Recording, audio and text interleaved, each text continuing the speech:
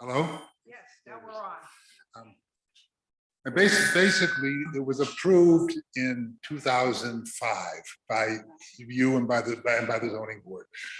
Since then, the house that's the most inland has, I think it burned, but it's been demolished. The other one is still in effect, it's still in existence near the shore. And the proposal basically replaces the one that's being demolished with another house in its place and basically replaces the one on the shore. Slightly larger in both instances, but still well below the lot coverage. It's a very large lot. So basically, we're proposing a secondary dwelling development with two dwellings in the same locations as were approved in 2005. No significant clearing of any property that's not already cleared and developed. We're asking for waivers from the requirement to file with you the conditions established by the zoning board, since they haven't established the conditions because you come before them. We have given you everything they have. And we've also asked for a waiver from the nutrient loading analysis because you have never established standards for that. Other than that, those are the only waivers we're requesting. Well, number 10 is also for commercial structure. And obviously you're not a commercial structure, so that's that. Yeah, my microphone's on, but maybe it's not. Is that better? Yeah, I assume since that applied to commercial structures, we weren't one, we didn't need a waiver because we by definition didn't apply. I put down not applicable, so Yeah. it's whatever, just so we're clear on that. Good. Okay. Let's take a quick look at the okay. I can't hear. You can't hear me, then no, then it's not coming through. Okay.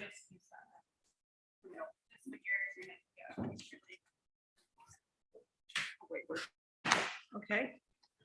Hi, everybody. All right, let's take a quick look at the development plan review checklist. We'll go through it very quickly. Joe's highlighted a couple of things that they've asked for waivers on, and we'll see if there's anything else that you have questions about. And if so, that's what Joe is here to answer. Okay, number one is the list of names and addresses. Obviously, that's not a problem for the people within 200 feet. Number two, a copy of all variances, modifications has been submitted. Number three really does not apply because they have not gone through the special use permit process yet. Therefore, we can't refer to that. So I suggest we grant a waiver for that one. Four, information regarding provisions for emergency access and so forth has been submitted. Five, soil material indicating soil types and groundwater has been submitted. Drainage analysis has been done. And they requested number seven nutrient loading analysis, documenting compliance with the section 501A6, and they have requested a waiver as this is not really applicable to them. Erosion control plan has been submitted. Zoning decisions affecting the site have been submitted. Number 10 is a commercial structure, which is not applicable because it's not commercial. And 11, there is a letter from the town building officials, zoning people, documenting the appropriateness of parking and compliance with other regulations. So are there any questions on any of them? Anything that you want to discuss? Ask questions. Okay. Then I make a motion that the waivers requested be granted. Okay, social seconds. Again, any questions? Okay, Gail? Yeah, turn your light on. Wait, I got it. If it has the green light, you're okay. Is this the questions just on the whole application or just on the waiver section?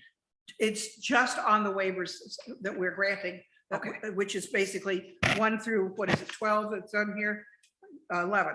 Okay, I have a question about the application, but that's not about. the Okay, waiver. we will do Okay, that after we grant since this is what Joe is asking for. Perfect. Okay.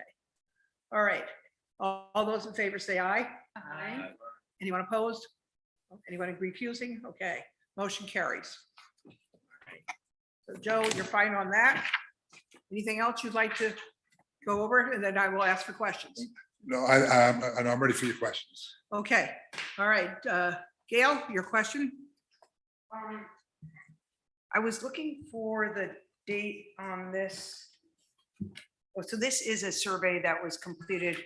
They updated the survey. They were not going by the ascent from 2004.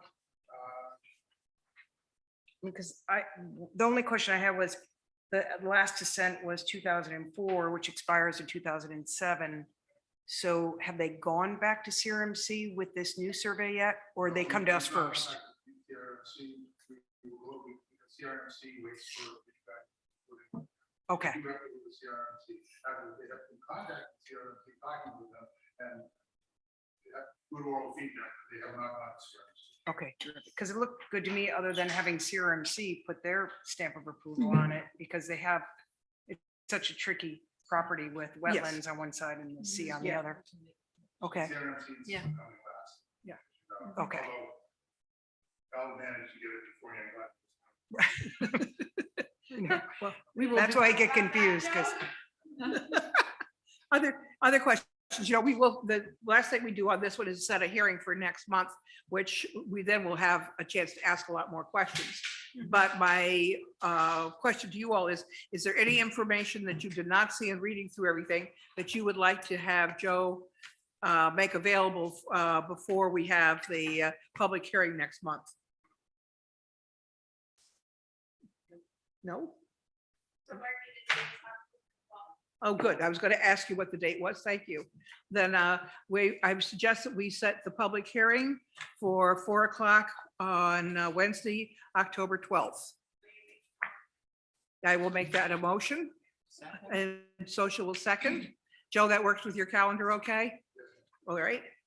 Okay, anybody with questions? Okay, all those in favor say aye. Aye. Anyone opposed? Okay, motion carries. All right, we will see you on the 12th.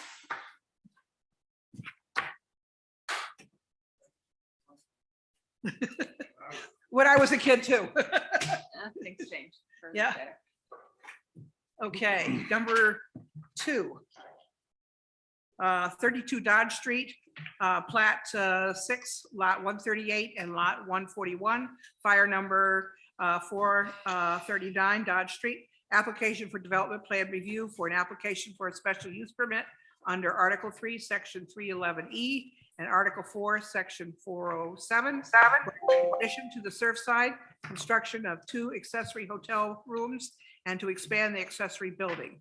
We're going to review and act on the waivers and then again, set the public hearing. This is a special use permit.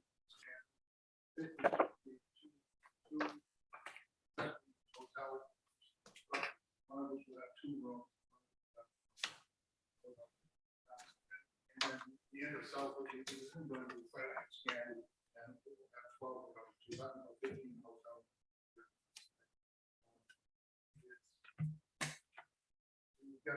We requested the same way we did. We don't have those standards for the. This one is all of the town.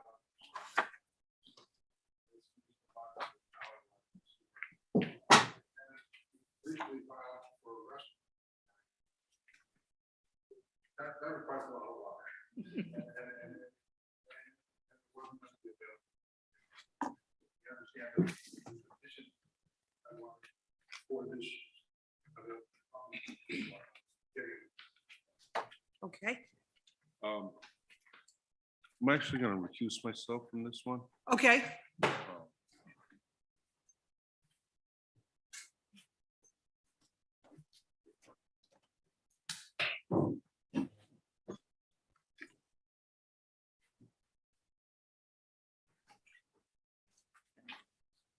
again, let's take a look at the checklist for development plan review. Again, I can go over it very quickly. We have submitted the addresses and names, submitted for the variance or any modifications. The waivers we get requested for the special use permit decision, because of course we haven't done that yet. So that really does not apply. Information regarding provisions for emergency access, all that's been submitted. Type of soil, groundwater has been submitted. The analysis, the drainage analysis has been submitted. Again, they're asking for a waiver for the nutrient loading analysis. Since the buildings are already there, that really is not necessary, so it does not apply. Plan for erosion control has been submitted. Zoning board decisions are for affecting the site. There are none. It is for a commercial structure. They have submitted parking and circulation plans, landscaping, etc. And last but not least is the letter from the zoning building official regarding compliance to the proposal, and that's been submitted. Oh, okay, it's been requested. All right. Thank you. So I'll make a motion to grant the waivers for number 7 and number, that's the only one. I'm sorry, you're right, 3.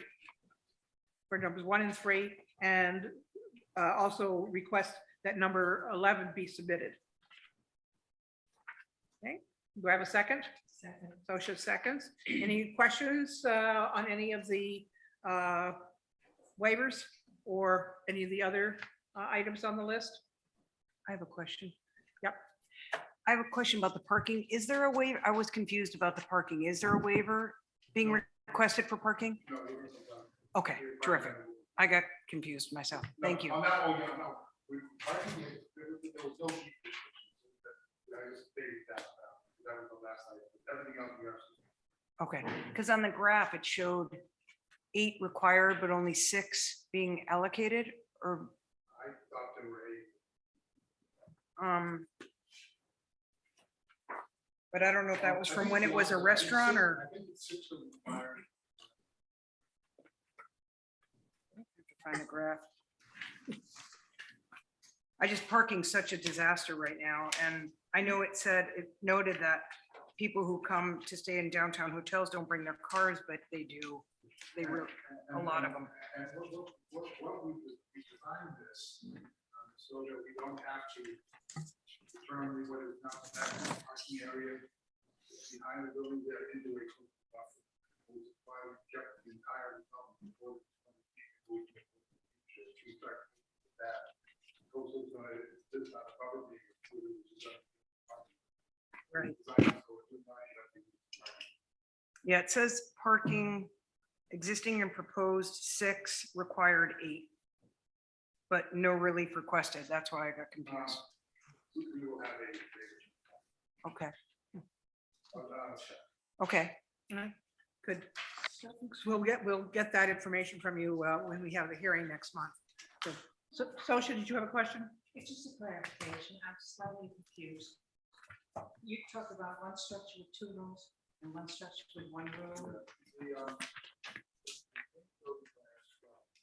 Building to the left, River Street, that's one. The building, the existing building in the rear, that's 2. So you're not, this is not new construction then? That's not new construction. No, but No, it'll be- wait. it'll be pretty certified construction, but it's the same location. Yeah, I thought the building that was to the, as you're facing it, to the left, I thought that was going into the, that was new construction. That is entirely new construction. The one behind is not. Oh, okay. Yeah. And there's- I'm sorry, I misunderstood. I thought you were saying there's no new construction That's there. entirely new construction. And there's going to be new construction also on the main building. It's going to be expanded some. So if there is new construction, what I'm not clear on is the one in the front that you just referred to, is that the 1 room structure? That's the one. Okay, so will the final product of that construction allow for the owners to add rooms after the fact? Not without coming before you. And not without an expansion that would be literally impossible. But I don't think that any further construction is possible. But I tell you that no further construction is possible without coming back before you as a. That's true. Mhm. And the property, the Okay, Yeah, so just to clarify, there's two accessory hotel rooms, like the one, oh, you're counting the third, okay, so that's going to The be, rear building has 2 units. it's going to be, I didn't know if it was a 2-bedroom, it's two separate, okay, so that's your max with a current 12-room hotel. Yes. So unless, they can't build another accessory hotel room unless they added 4 rooms to the main hotel. Yeah. there's no, yeah, Okay, so it's 15 three- is the maximum with this. it's like a well, 1-to-4 ratio, I yeah. think, the ordinance that had I was gonna passed. say, I Yeah. think that's something what we did. So Mhm. I was, so it's the 3 accessory and the 12 for a total of 15. Exactly, okay. And you're at 12 in that main building, 2, 4, 4, and 2. Yeah. Basement, well. Yeah.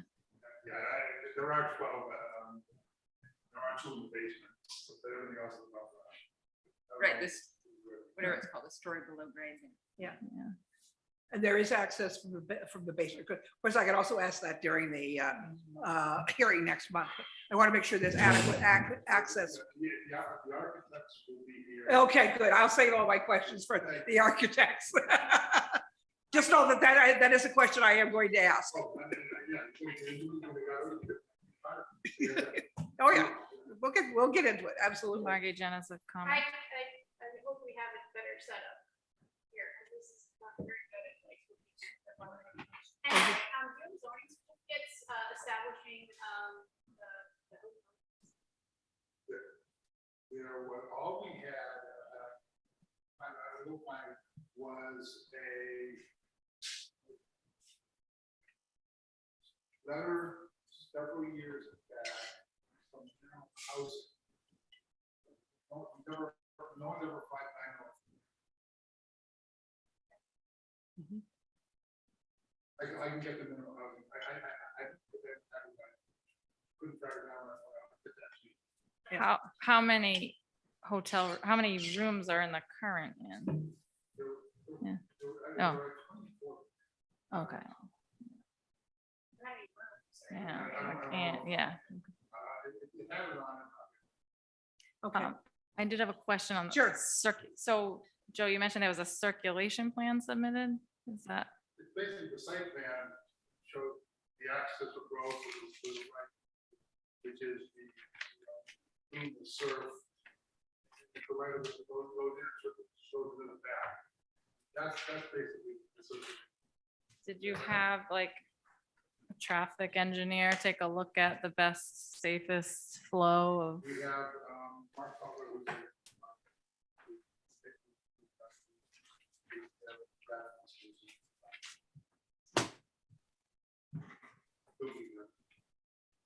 Yeah, I don't know if the board, given the location and Yeah. if, traffic flow access is Yeah. a yeah, you don't have a concern. whole lot of choice back there between the parking lot and the entryway. it's set up to go in. Free- but turn turn to the left. And frankly, fire engines will probably.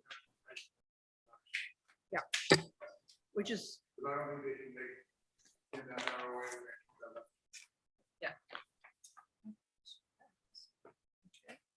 all right, Sosha, you have a question? Allison, this question's for you. Since we're anticipating changes in accessory building rules or regulations, might that affect this project? No, this is a different section of the zoning ordinance. So this is It's- accessory hotel rooms. Right, Yeah, so, okay, so it's not something, okay, good. yeah, it'll be a different There- There's section. houses of this. It was I a just fairly wanna make- Just recent- make sure, that's yeah. fine, that's great. The more It's- questions we ask, the easier it is for Joe to bring whatever we need for next time around. So I'll copy the sections of the. Yeah, so it was several years ago. There was a zoning amendment. Yeah, this isn't right. Like you said, 2000. Oh, all right. So yeah, section 311, section 407. That's hotels. But yeah, will include that in the memo and Right. material. So any you other know the questions standards that for- you're reviewing it against. Any other questions for Joe or any other requests for material for him to bring for the hearing? I have a couple questions. Go ahead, Mary. If I could read my writing a few days ago, bear with me. In the general note, are we sticking to the base elevation of 12 feet? in the, on that site? I didn't look, but I see in the notes of that it's located in that FEMA flood zone. With the, Obviously, the rooms in the basement will be below.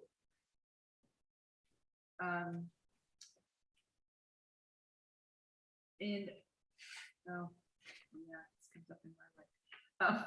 There, in the plan for the erosion control, will you have someone, do you think, assigned to monitor that?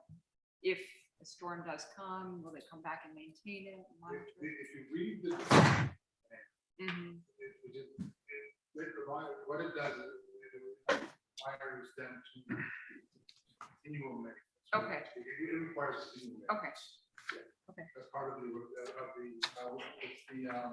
it's the stormwater systems operation. Okay, I'll look at that, thanks.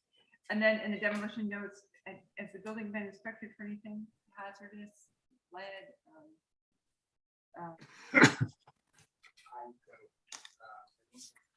Asbestos, do we want to know that? No one's mentioned asbestos. Yeah, I'm just thinking of the age of it. Good point. And the layout and the materials, yeah, with parking, thinking of parking, that was on my mind too. And then also the materials, if they do any parking, just thinking of the dump What we're road talking about in relation is to, essentially keeping our hazardous. No work in the, that's all within the coastal. Yeah, yeah. They're talking about keeping the gravel just like it is. okay, And marking it, and perhaps somehow marking the gravel with line. I don't know. Well, I say line because of people maintenance. right. That was years ago too. Would you put that in the notes? That is gravel. Would that be, could you just make sure that the material for that parking, what it will be? Yeah, the engineer and the landscape architect. Yeah, okay.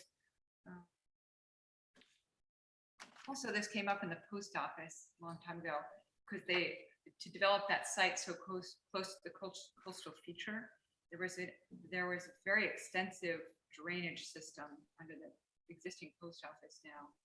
Is that something we need to look at there? They've got a drainage plan and the engineering has worked with drainage. And that's also included in the systems operation and maintenance plan. And they will be here to explain that. Okay, great. And I'll send it to Jim Varian. Okay. And then on the water, are they gonna abandon, sorry, my notes are kind of everywhere. It's been a busy week. Are they gonna abandon the two existing wells just to the right of the property called Carolyn Collins Perry? Just to the left of the new multi-story wood frame? There's two wellheads there. Are they gonna abandon that and just go? This is the first I've heard. You've heard the Okay. plan will get reunited. I'm Okay. assuming they're not using them, but I will ask. Okay, What I've been told since day one of the project, public sewer, public. okay. There's two wellheads there and it's just to the left of the new, oh, it's just, you know what, Joe? It's right under the site of the new proposed building to the left of the multi-story. You're gonna have to. Yeah. Yeah. Okay, then the only other thing, as Allison was saying, and you were saying, I think of fire. Yeah. Because I was looking at historical site photos last week of fires in town. And I just wonder, is there any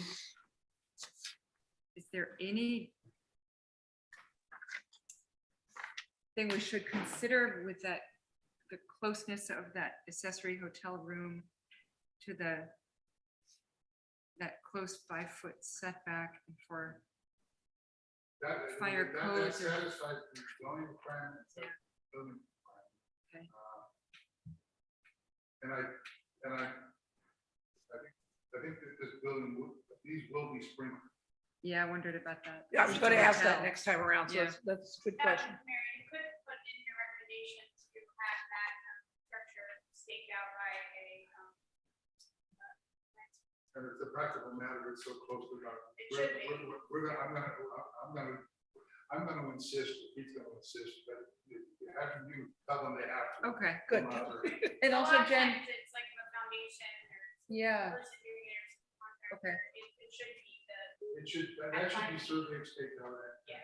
signed Okay. off on by our engineer. also does the fire department do that too? Do they? The land surveyor, okay. But I will send it to the fire. Okay. Yeah. Yeah, because, you know, yeah, you know. Sorry, people, bear with me. See? These are my only notes.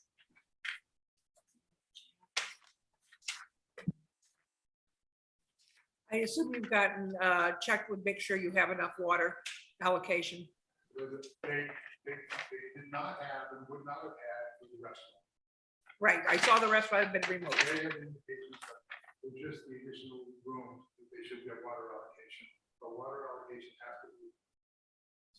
Okay, There's been a letter from the water department stating I'm not, they do not have, them yet. I think they're not gonna address it unless and until we actually have.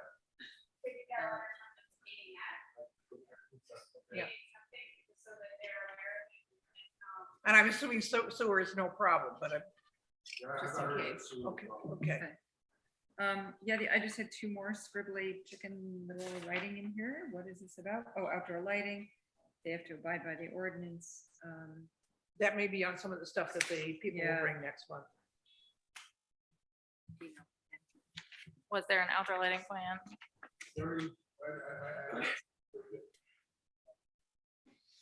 Talked about it, and I think at the end they indicated. On the landscape.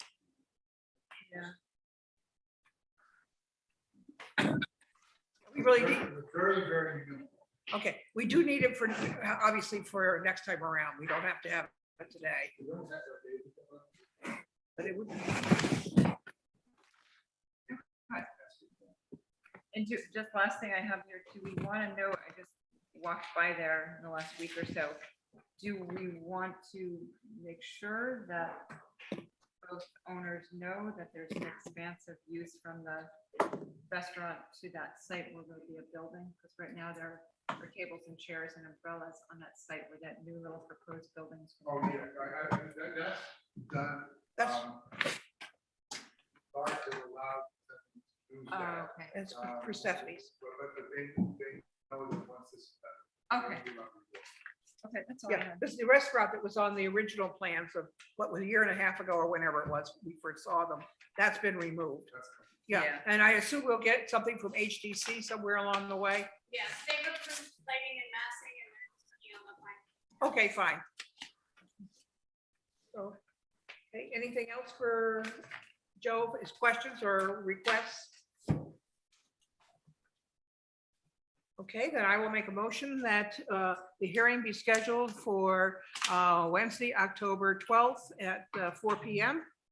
Do I have a second? Second. Motion seconds. Any further questions or comments? All those in favor say aye. Aye. Anyone opposed? Motion carries. Thank you. We'll see you next month. It's very helpful. Well,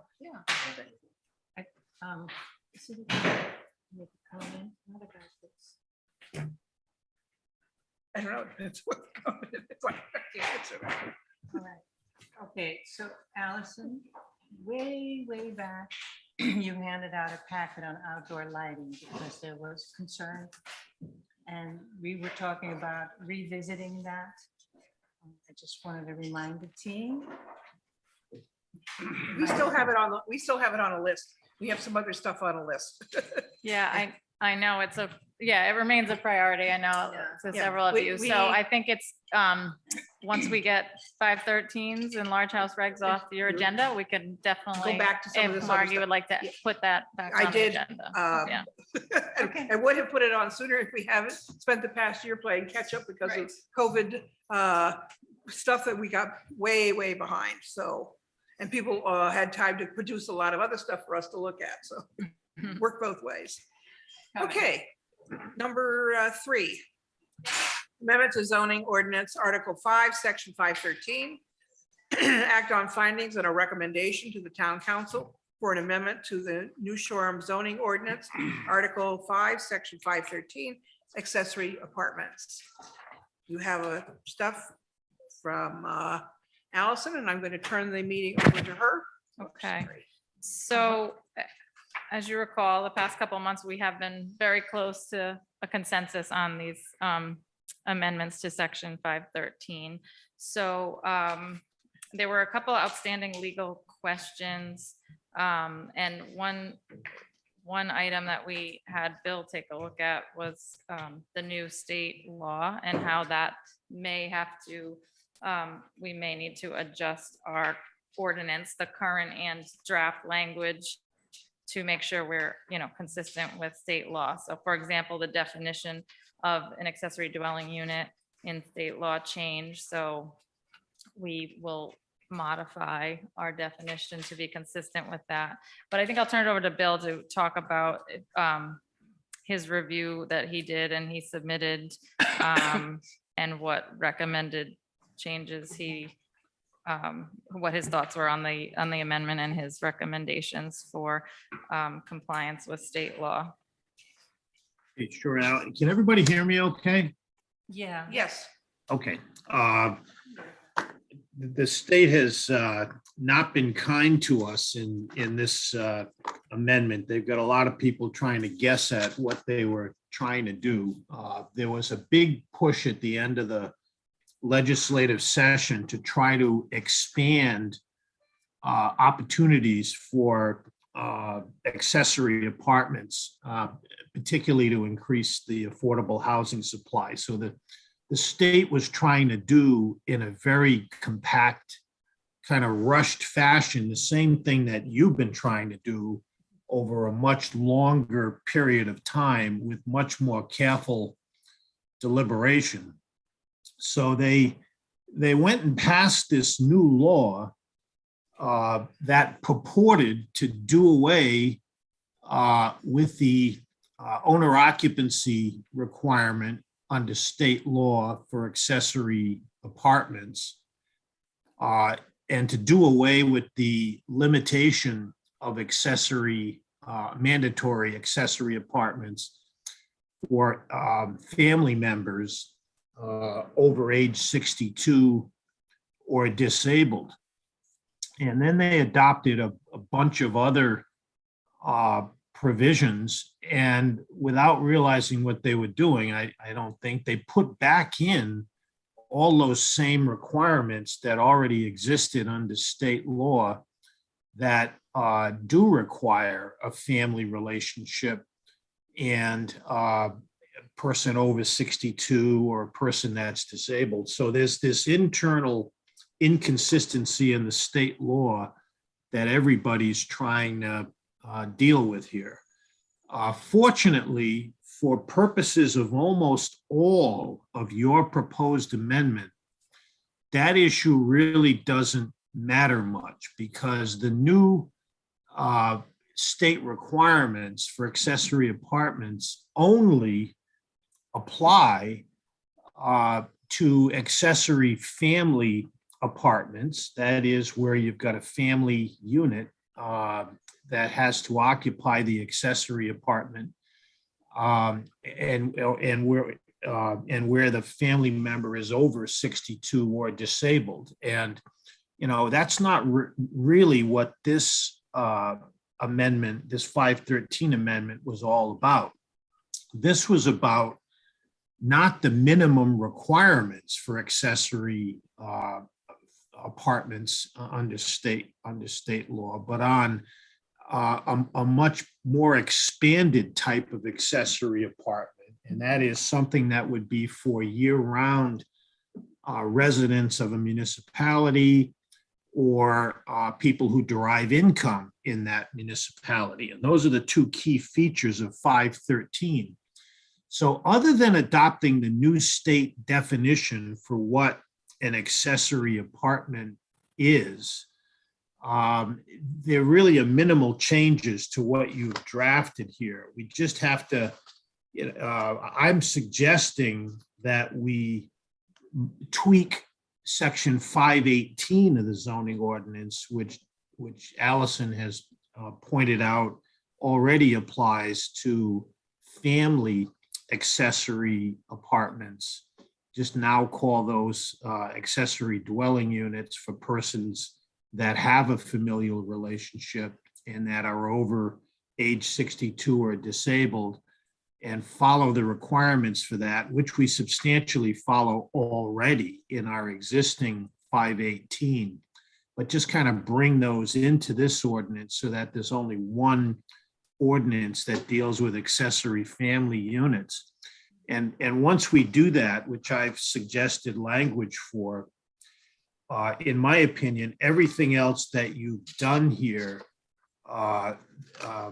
which all applies to either year-round residency or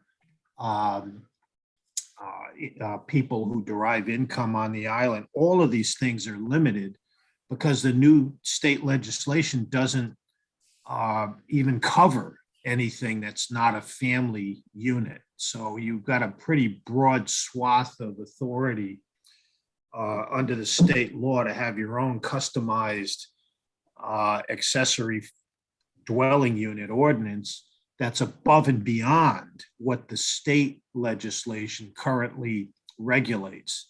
So it makes our job easier tonight to conform to that state ordinance. We really don't have to do much to what's drafted here. Unfortunately, we may have to do the same thing all over again next year when they realize that they adopted an internally inconsistent ordinance and changed the state law next year to not have all of that confusion in. We may have to take another look at what we're doing tonight.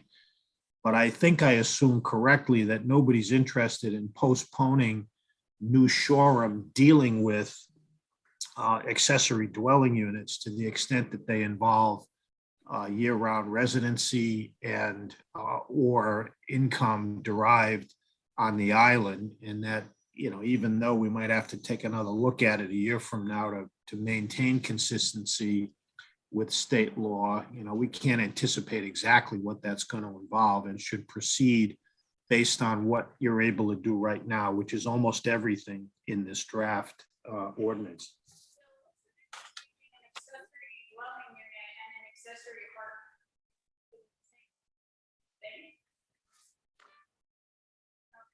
Can somebody ask that question? So, sorry. Jen was asking what's the difference between an accessory apartment or an accessory dwelling unit? I think it just depends on how it's defined within a local ordinance. I think I had actually recommended changing that, or well, actually one of the board members had said that too, because maybe it's not necessarily an apartment in form, and a dwelling unit might be a little bit more general of a term to more accurately describe the variety here in New Shoreham. So, and that's the terminology that is used. You see that Correct. accessory dwelling units, ADUs, you know, so I just wanted to have that language instead of an apartment. That was, Yeah, I agree with that. I mean, it's still held in single. Right? yes. Can I ask a quick question along that line? Because that was one of my questions. And when we discuss dwelling, or what we used to say apartment, we mean buildings that have kitchens in them, correct? Not just an accessory building with 2 bedrooms and a bath. Like Correct. within New Shoreham zoning ordinance, the accessory residential structure, Correct. which would not have a kitchen. Right. Yeah. This That's is not considered a right, dwelling. Right, this Okay. is a dwelling, yeah. So Bill, I guess I have a couple of questions on what recommendations you have as far as what's currently not compliant with state law within our current zoning ordinance that you feel needs to be changed, like from the amendments or from section 518? The way that I've dealt with that, I've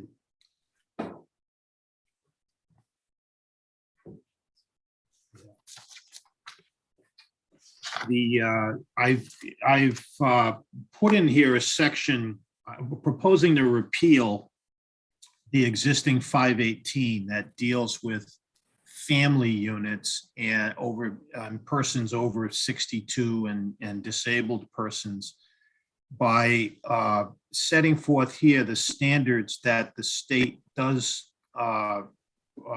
require for those units.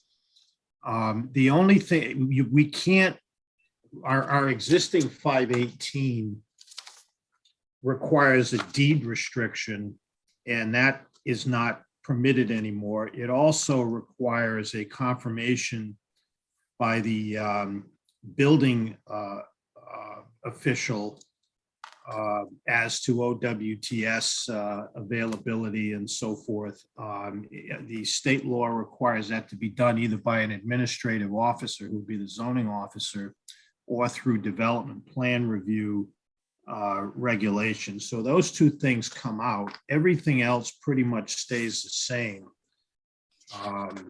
And, you know, I've included in section B of my proposed edits, it'll be section 513B of the ordinance that includes the only criteria that we're allowed to include for these family accessory units, that it's subject to the approval of the zoning officer upon confirmation that the eligibility criteria is satisfied, and that compliance with any applicable state code requirements has been accomplished, and that adequate sewer capacity has been allocated to the property as applicable. Those are things that the state law allows you to do to try to limit family affordable housing now.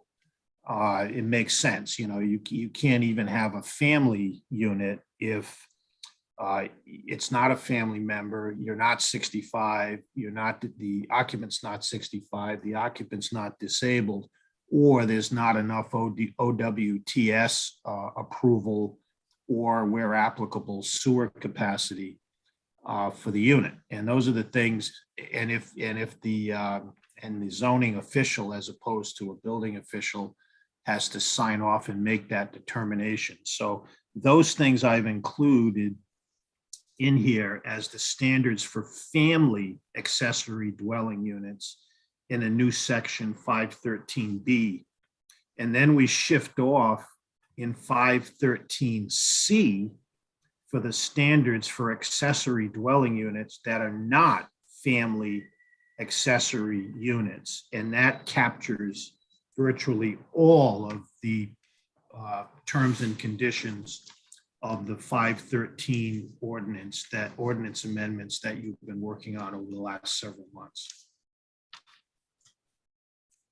And there were no, within the current, okay, beyond the family specific units, the amendments to 513, there were no policy level changes to those sections that you found. There's like a couple words or like formatting, right, Bill? There were no Exactly. It's policy all level changes. formatting and exactly policy level changes that are above and beyond the requirements of the ordinance. So it's really the state law that was adopted really impacted more so our existing section 518 that we weren't even looking at and reviewing as part of this process to update the section 513. So exactly.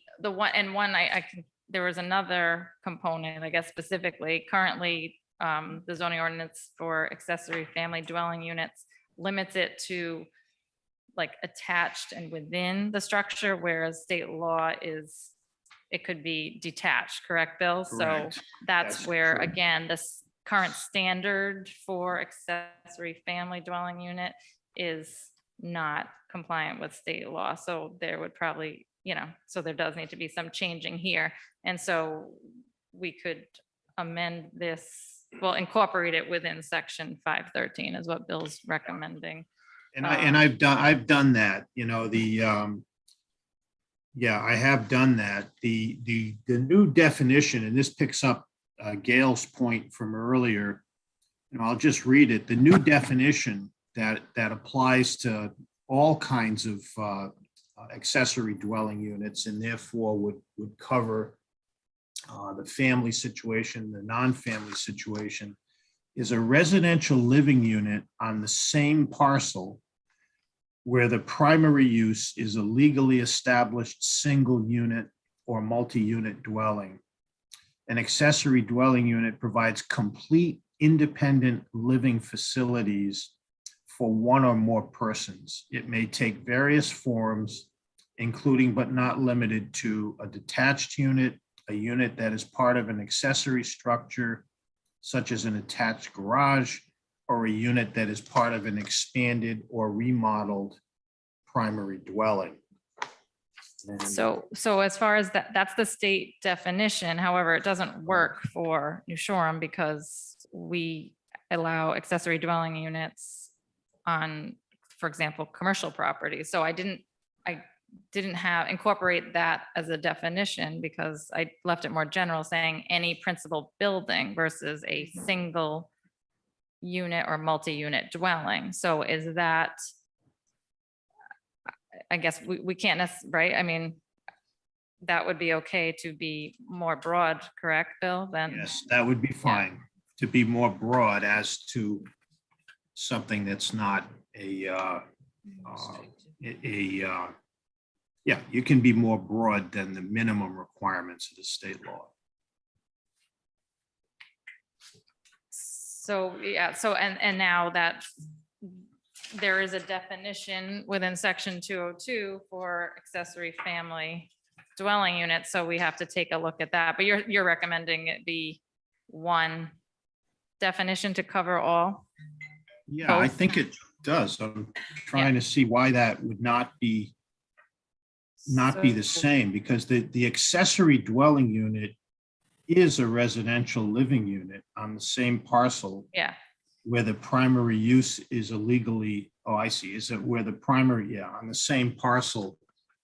The thing you would take out is the,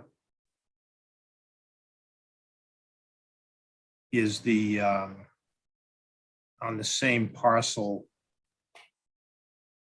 that is a legally established single unit or multi-unit dwelling. So that, yeah, you can go broader than that, as you said. I would just change that language and delete where the primary use is a legally established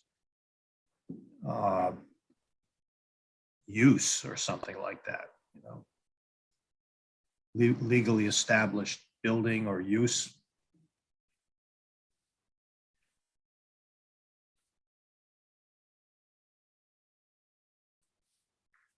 okay. Or a legally established single unit or multi-unit dwelling or commercial use.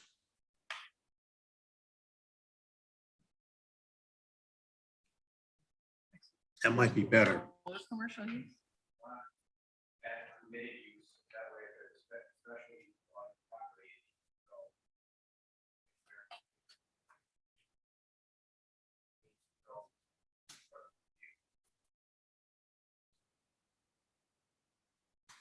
Where the primary use is a legally established single unit or multi-unit dwelling or commercial use.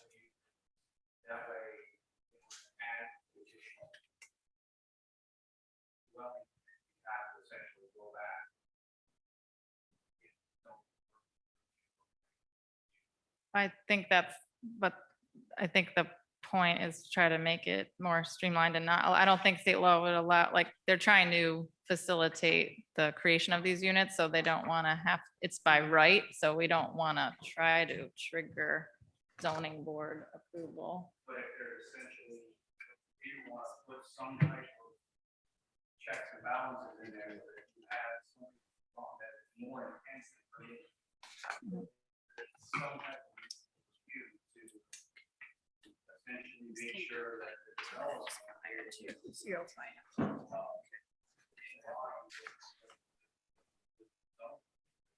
I understand that they're going to get kind of streamlined.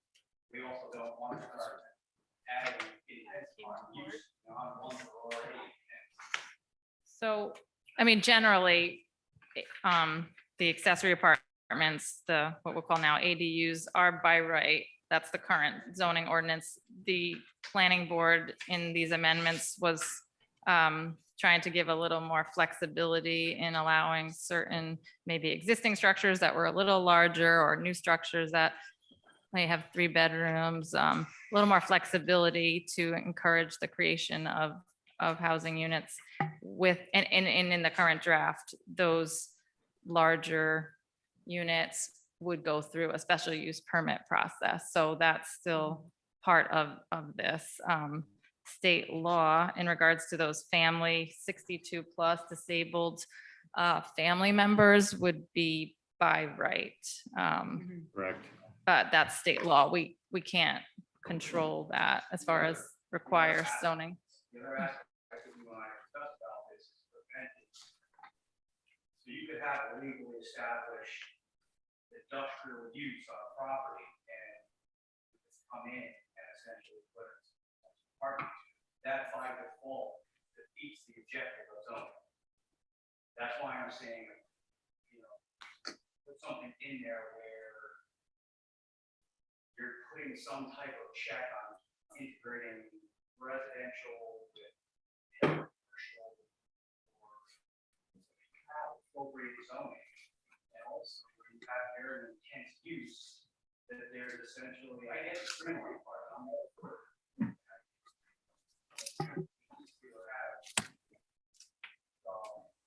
Some type of development plan review or some way of essentially making sure that certain things are intensifying already. That microphone too.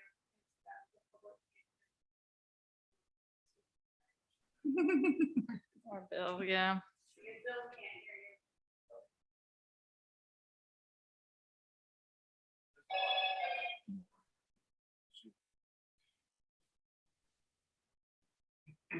Can anybody rephrase all the comments into one simple one for Bill's benefit?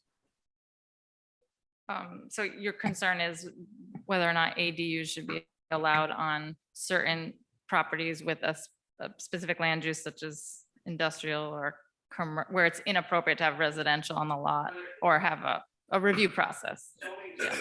Like- Do you want to come back to the mic? I was gonna say, Yeah. since we discussed that, I think Yeah. rather than us trying to paraphrase it. Zoning speaks talking quite about. often to incompatible uses of property. We want to make sure that, I think it's appalling that I know we need housing, I get that. I'm not arguing that, I'm not arguing that everyone is, but I think it's appalling that we actually ask young people to live above the sewer clarifier. In our town, I think that's. I think that we ask them to come work for us and live above sewer treatment. I think there was talk of putting a housing unit immediately adjacent to the power company, which is the heaviest. I'm sorry, can I just ask you if the green light's on? Oh, dear. Sorry. No problem. Getting back to incompatibility of use. I don't think it's right to be able to be creating residential use immediately adjacent or on the same property as industrial uses. And we've done that as a community. I think it's problematic. I'm looking like all of you for figuring out ways to streamline this. But unfortunately, what it's going to mean is that we're going to have to push out into the RA and RB zone. And we're going to have to make those permitted single family dwellings, we're going to have to essentially make those 2-3 acre lots, even 1 acre lots. We're going to have to create the housing there. To create it in the downtown area, having lived in the downtown area myself, between the 2 bars, it's not fun. To live above a sewer clarifier is not advantageous. To the proposed idea of putting housing immediately adjacent to the heaviest industrial use on the island, which is the power company, is not desired for the people we're trying to attract to come live here. So I understand the need to create housing and to streamline that process, but we need to make sure that when we're wording this, that we're putting some checks into creating housing where it's not meant to be. And if it's going to be next to an already part of a very intense use on an individual parcel, that there is a development plan review process potentially.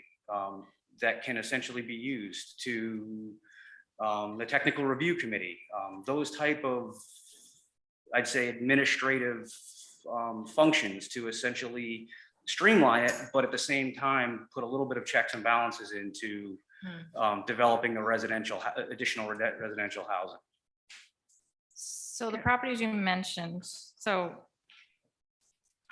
town-owned properties do go through a review process for development plan review. So just that, no changes to that. So in the case of commercially owned properties, if they wanted to put accessory dwelling units for employees on their properties, I don't think any changes as far as like it's by right now, and it would still be depending on the size of it.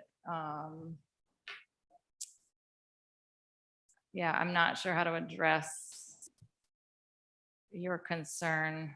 With, comment on that? it depends on the zoning, you know, you can restrict things based on zoning district, right? A use, so.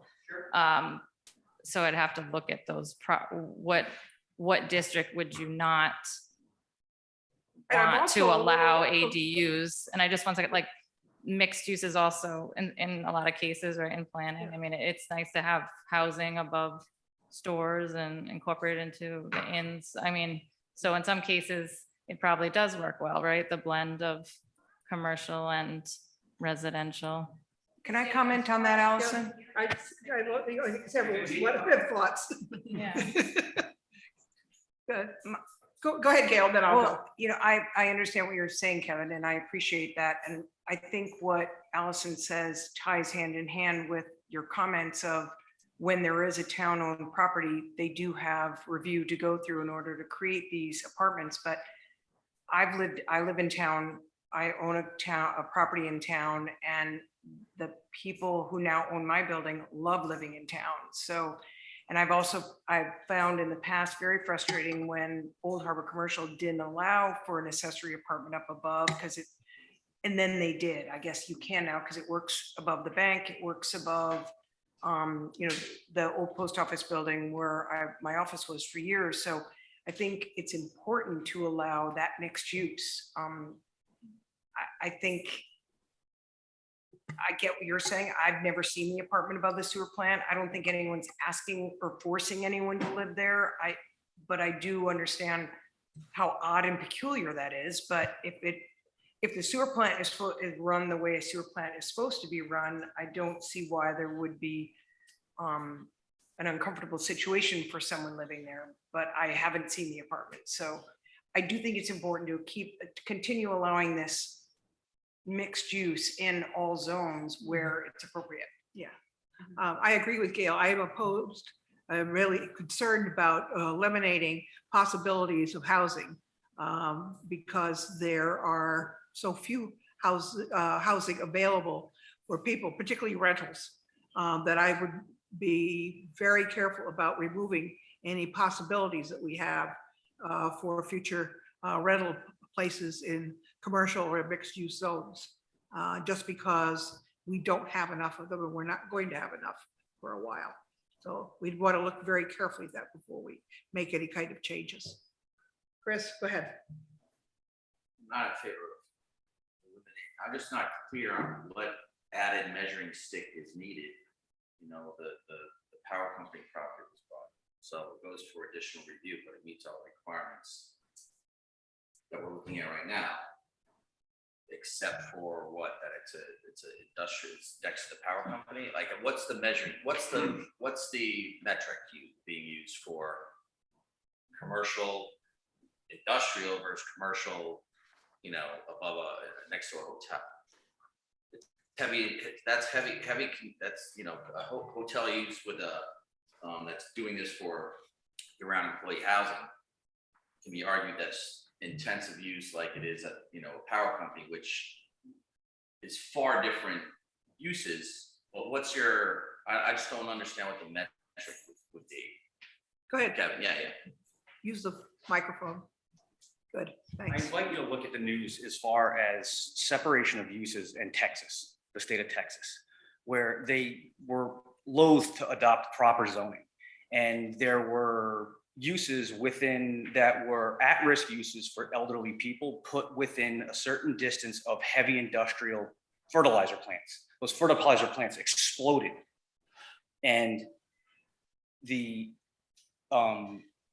and that affected the actual senior housing. My point is this, is that having 25 years experience, Gail, with respect, in wastewater, it doesn't always go perfectly, and it does create noxious fumes. And it's also about respecting the people that we're asking to bring here and to give them appropriate housing in residential neighborhoods, which falls out in the RB and the RA zone, and the RC zone, or above low intense retail use in downtown. I'm fine with that. But it's when we start putting next to, this is a core idea behind zoning, is that we separate industrial dangerous uses from residential. Those things that can go badly and create noxious fumes like sewer plants. And those things, I can talk, the good example here on Block Island was the failure of the bird's nest that fell into the power lines at Block Island Power Company, and created such a huge arc that it absolutely startled the two occupants out of bed. The fire at the power company, we still have generators, we still have diesel fuel there. These are, we want to separate out residential uses. That's a core principle of zoning. And they do that for a purpose so that people don't get hurt. And I'd say we go for that extra step. And when we invite people to come to work here, and we want to aim for best available talent, we don't say to them, well, here's your apartment. It looks nice inside, but your view is of the clarified. That's not fair. That's not going to attract best available talent to run our municipality. So that's where I say we think about how to, when we think about heavy industrial, very intense, I would say to Chris's point that when you have a hotel use, that is a residential use. So that's compatible with a residential apartment or like an accessory dwelling unit. But the other uses, like something next to a gas station or something where there's a potential for someone to get really hurt because you have essentially an industrial or heavy commercial use, you don't put residential on it. It's basic zoning. That's my understanding of it. And as you all know, I have a background in this, having worked for the town and also sitting where you guys are sitting. So I would urge you to think through where we want to put these accessory dwelling units. And we have a lot of 2-acre lots, 1-acre lots. A 1-acre lot can support conventional OWTS. That's not my opinion, that's science proven by the town of Charlestown and the town of Jamestown. We have a lot of 1-acre greater lots. I mean, we have a lot of half-acre greater lots where when we have wastewater technology. This isn't about my business in wastewater. It's about, finding an appropriate place to put the new people we need to keep this community thriving. And I really don't think that, for the town to say, let's put them on immediately above the power company or immediately above a heavy industrial use is fair. And I don't think we're going to get the people we want to get. So just a thought. Thank you. Anybody else, any other comments, or Allison can continue? Allison?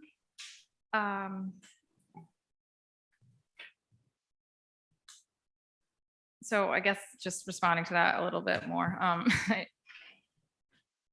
The amendments here aren't, I guess, encouraging that, and those units, I mean, I'm not disagreeing with you. Those units are existing, so anything we do here isn't going to change. Like, it's a different conversation, I guess, of whether or not those should be removed or not utilized for housing. But like the amendment, we can't control that because those are existing units. So it would be, I guess, a different conversation, but, and again, we don't have industrial zoning. So it's hard to, I mean, there may be a couple locations where it's not appropriate, but in those cases, there would be a review. By the town, because it's town Yeah, property. yeah. The review would exist.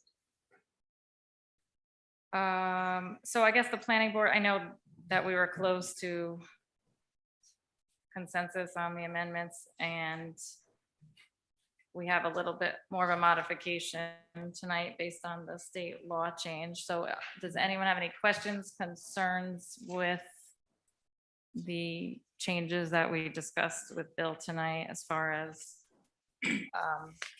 That's captured in B. amending, so 518, what Bill had added, Yeah. a 518 is subsection, Basically captured in B, right? the changes necessary to make it Standards state for law. family accessory dwelling units is what you're referring to. Yes. Okay. I haven't even seen 518, so I think we might want to take a peek at that if we're The whole merging the two. section, correct. I had printed out. Jen, do we have copies of that section? The 518, I wrote on mine. And then I just had a couple other suggestions, but just brief whenever we're ready for that. Okay. Because I will go through everybody individually to make sure that we have no more questions. So that 518, just to summarize, the existing 518 accessory family dwelling units is for those, the property owner's family who are 62 years of age or older, or who are disabled or both. Generally permitted in all zoning districts and not required to satisfy dimensional standards. The accessory family dwelling unit must be connected to and accessible from the principal single-family dwelling unit and not within accessory buildings. So in that case, that's how they were different from your general accessory apartments. And in that case, that standard is no longer allowed by state That's law. right. Yep. So, What isn't allowed? well, restricting it to family dwelling units within the principal structure, single-family dwelling unit attached. And now the description, the definition would be also that they are to be allowed within an accessory structure, just like our So this, 513. this would assist George Davis in making a decision. Didn't he come forward to us? I don't know if he's 62, but does that have anything to do with his letter to us? No, his letter said it was unfair. Not the Relating most to the recent letter, but 1% when he code, the came to one our meeting. before. Yeah, this is about coverage. He's right at coverage for, Okay. So they had, spend or give the 1%. Okay, I had not even, I And wasn't he was aware of concerned about 518, so. I think the letters states that he had walking in that 513. Right. Yes. The ability to abandon it. Yeah, he said a deed in favor of the town in perpetuity would be justified in the situation where the town funds the construction of an ADU on private property. But this, otherwise, he says this requirement will prove unacceptable to property owners who might otherwise consider spending significant sums of money to build an ADU under the existing restrictions, i.e. the conditions specified in section C3. Right, I just wasn't sure if he was aware that 518 existed and maybe he could create something within his own home. Right, that already existed, the right to do that. Right, yes. The state just allowed us to do otherwise. Because it didn't occur to me, so I don't know if it's occurred to him to even look for a 518 because it's not referred to anywhere when you go to 513. Which maybe can be one of our goals too, is when we have several sections referring to the same type of accessory living situations, maybe we can just Well, know. I think I think he was going to live in his home and then rent the 513. No, he wanted to live in his 513, I In think. the future, he said. Yeah, Not okay. right now. So that might work under the for family members too, but I think it was, and then rent the house and live Gotcha, okay. So Bill, just getting to your subsection B, you have specified certain zoning districts. And so I guess my question is, should it be limited to those zoning districts? And also, are there other standards that would be permissible under state law? Or is this all we can do for this? This is pretty much all you can do. They require you to allow them in all residential zones over 20,000 square feet. So that, really what the intent, we may be going a little bit beyond the minimum requirements by including the mixed zone. And I don't know if that counts as a residential zone or not completely, Yeah. but because there are residences there and because of the scarce availability and the denser conditions that already exists in the mixed zone, it seemed not a good idea to exclude that. So So the people would use this, and then I start to wonder, well, we don't see many of the family accessory dwelling units, but because New Shore has had a very generous ADU policy on the books. So this still is less restrictive if someone were to want to utilize this subsection as far as size limitations and things. It's not, there's no size limitation on family That's accessory right. dwelling There's- units. There's no side limitation and there's really not too much more of an Yeah. advantage to it besides that. And that's currently what we have too on the books. I mean, 518 has always been that way. There's no size limitations. And you can't, you do evade deed restrictions too with the family accessory dwelling units, because there's no authority to insist on a permanent deed restriction Right. for that unit. Now, obviously, if the occupancy of that accessory family unit is not for a family member or somebody with disabilities, it doesn't qualify for that use. You couldn't just change the use. And so that there's some belt and suspender there that protects abuse. But we've got deed restrictions that have to be filed on our year-round residency and income on the island provisions that you could not impose on the family dwelling units. That's why that section is so small and tight. It's got everything you have to do, and then a couple of things that you can restrict that are not prohibited, like having adequate utilities and not allowing the ownership of the lot to be split into like a condominium or a separate lot. Bill, it's Jen, and I just have a question.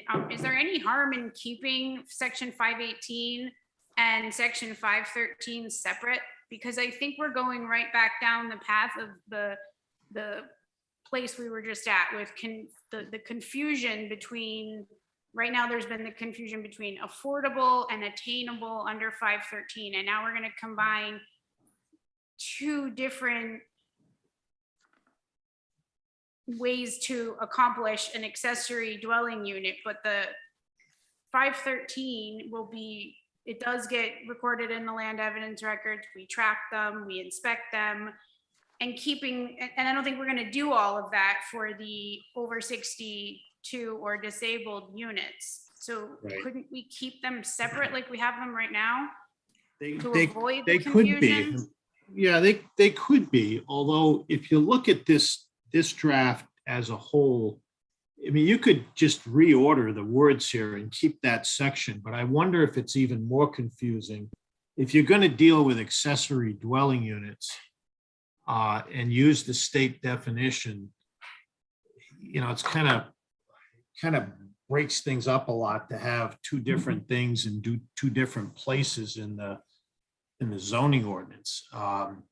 We can do it. There's no prohibition in doing it, but I think the way this is structured now, we start off with a definition that's applicable to all accessory dwelling units. And then we have a section that deals and is entitled Standards for Family Accessory Dwelling Units. And it's a fairly short section, but it's pretty clear that that's the new 518. And that's everything you need to know about what used to be in 518.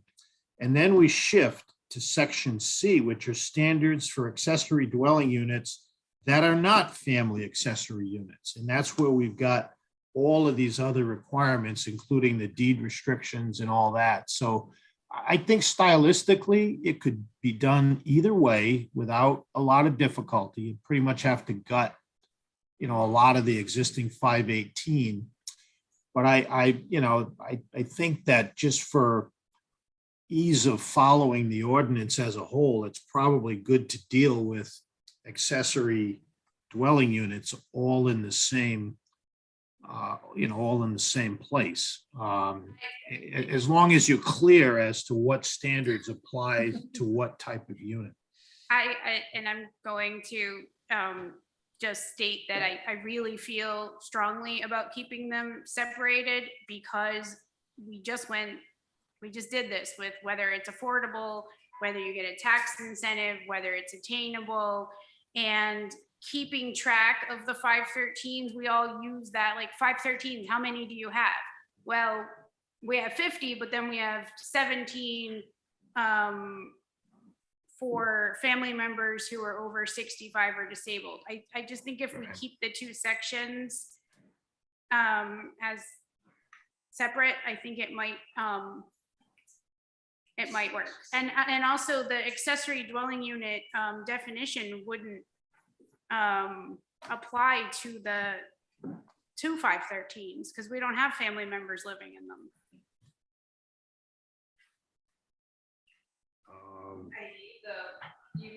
Sorry, which Yeah, the definition wouldn't apply? The family definition. Yeah, that doesn't The definition in here, the state law one, say. I'm looking at the language in the draft. So the state law that we read tonight doesn't mention, we don't need to have 62 plus within No, the we don't. definition. We have, We don't. what Bill was recommending is a general definition that would cover all types of ADUs. The only And that question. follows the state law, but to Jen's point, I mean, it would not be a big, heavy lift to keep the existing 518, take out the stuff that can't be there, and then have this whole thing be, the whole ordinance be for accessory dwelling units that are not covered by 518, and that's just another way to do the same thing we tried to do here all in one place. And it can be done. It's not, if that's a preference for other other considerations that relate to proper, order and administration, there's no reason why we can't have these in two different places, as long as we're saying the same things that belong in each of those places. I think it'll be easier for keeping track of the 513s and knowing how many are for year-round residents and for the inspection process, and also for, a lot of times people read the first paragraph, maybe the second paragraph, and say, oh, wait, I have to be over 62, and that's it. They're not gonna read anymore. So then Yeah. they think, and it's same thing with 513, numerous people on it just for affordable housing, not because that second number 2 is in the under 513 or yeah. So that's just my. Pardon my ignorance, but is 518 the same as what Chris is trying to change to 519, or is that a completely different ordinance? Okay, Completely different. so maybe we need to review 518 at some point? Because if- Soon, like yeah. right away. If it has to do with year-round living, whether it be if it's a family member, because a lot of people wouldn't know that you could create a 518 for a family, you couldn't, for a family member. I didn't know you could do that.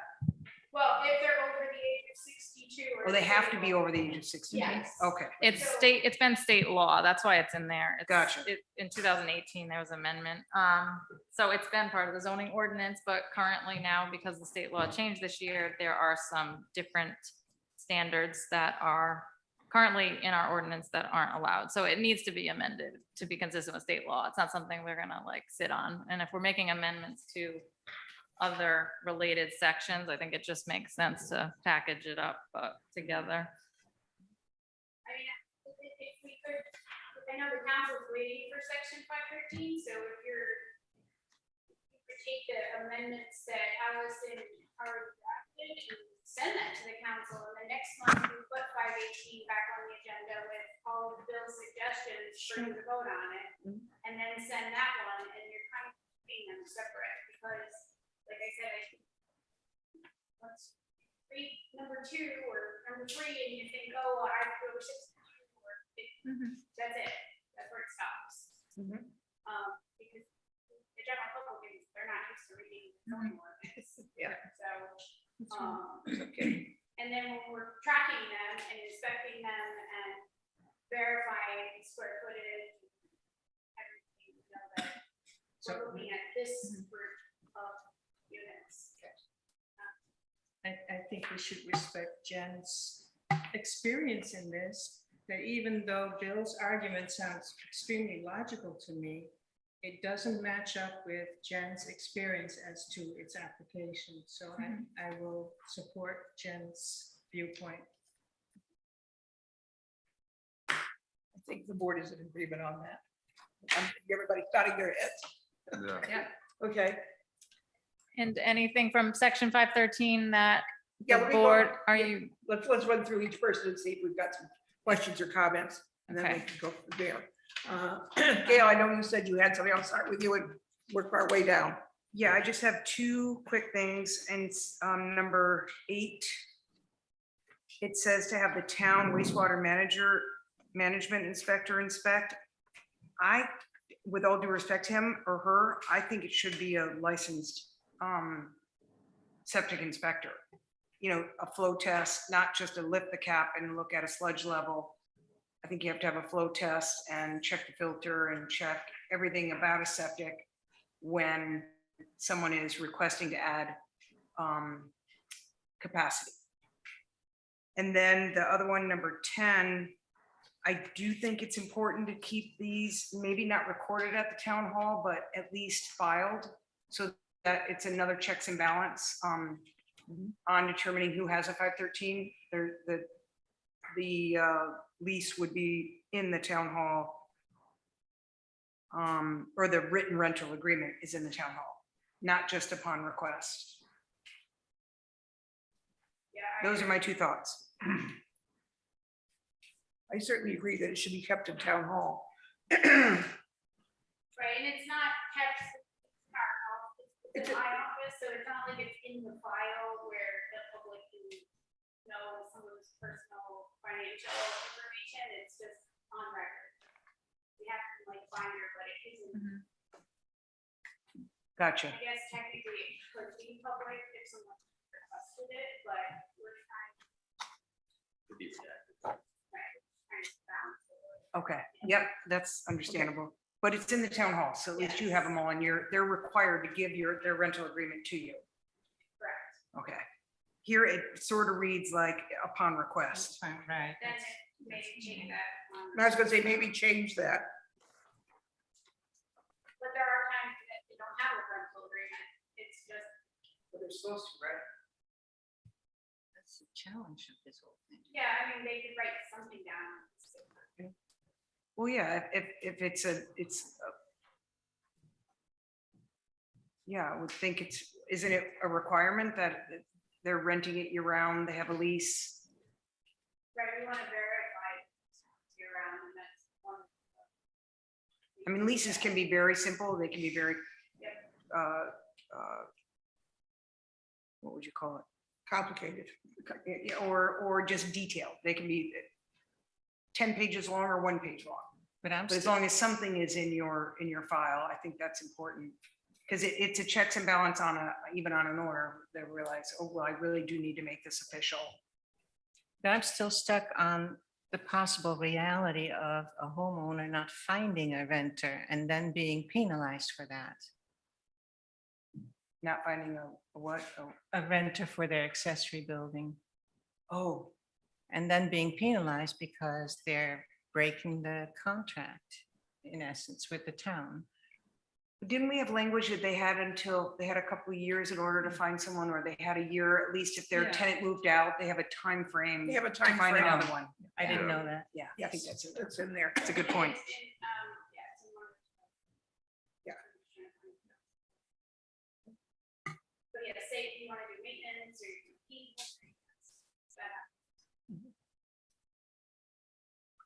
What subsection are you looking at that said upon request? Gail? It's page 3 under general standards. 10. Yep, number 10. And then I don't know, you guys could comment on the septic thought. Which That was which number number was 8. that again? That was number 8. Okay, Number 8, because okay. then in section, the standards for residential zones. It General talks, it's more, the language is stronger here about the condition. Where, For- what section? Well, depending on which version you're looking at, standards for residential zones, and then it was number 5, but went to number 3. Talking about executing a deed to the property. And then the lease being filed. And standards for commercial zones, is that where it was? Residential Standards and for town. commercial, it's in both subsections.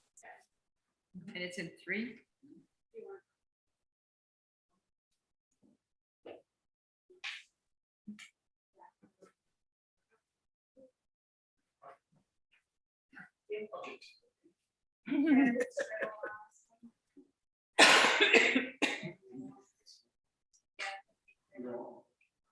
Well, it doesn't get into the lease, but it talks about executing and recording against the deed, the restriction that it's going to be occupied by persons that are year-round. And it goes into specifics, but, okay. But I'll make that change in the other section. Okay, and the request that Gail had about the checking the OWTSs, which is number 8. That's number 8 on page. It's on page 3. Yeah. So got those? I mean, is that overkill, or what have you done in the past, Jim? Maybe Kevin can weigh in on that one? Yes. I'm not gonna put it in if you want. We want your Yep. opinion.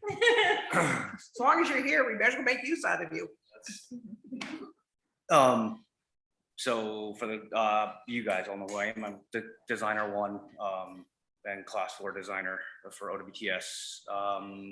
There is no licensing for inspectors. It's a certification that's offered through the University of Rhode Island, New England Onsite Wastewater Training Program. There are several individuals on the island who have obtained that certification. And so, yes, flow tests could be done, but basically what it comes down to this is that if there's going to be an increase in design, if there's going to be increased flow to an existing OWTS, a permit will need to be sought from RIDEM, OWTS program. If it's going to be a reconfiguration of the flow, where maybe they're taking 1 bedroom and moving it over to above in a garage, and they're going from a 3-bedroom to a 2-bedroom, there's going to need to be a tank installed. And typically what has been the past 18 months, there's been a change in policy at RIDEM OWTS where they want an alteration permit filed to essentially account for that change in the configuration of the system. The things that I would, if you want my opinion on this, the things that I would be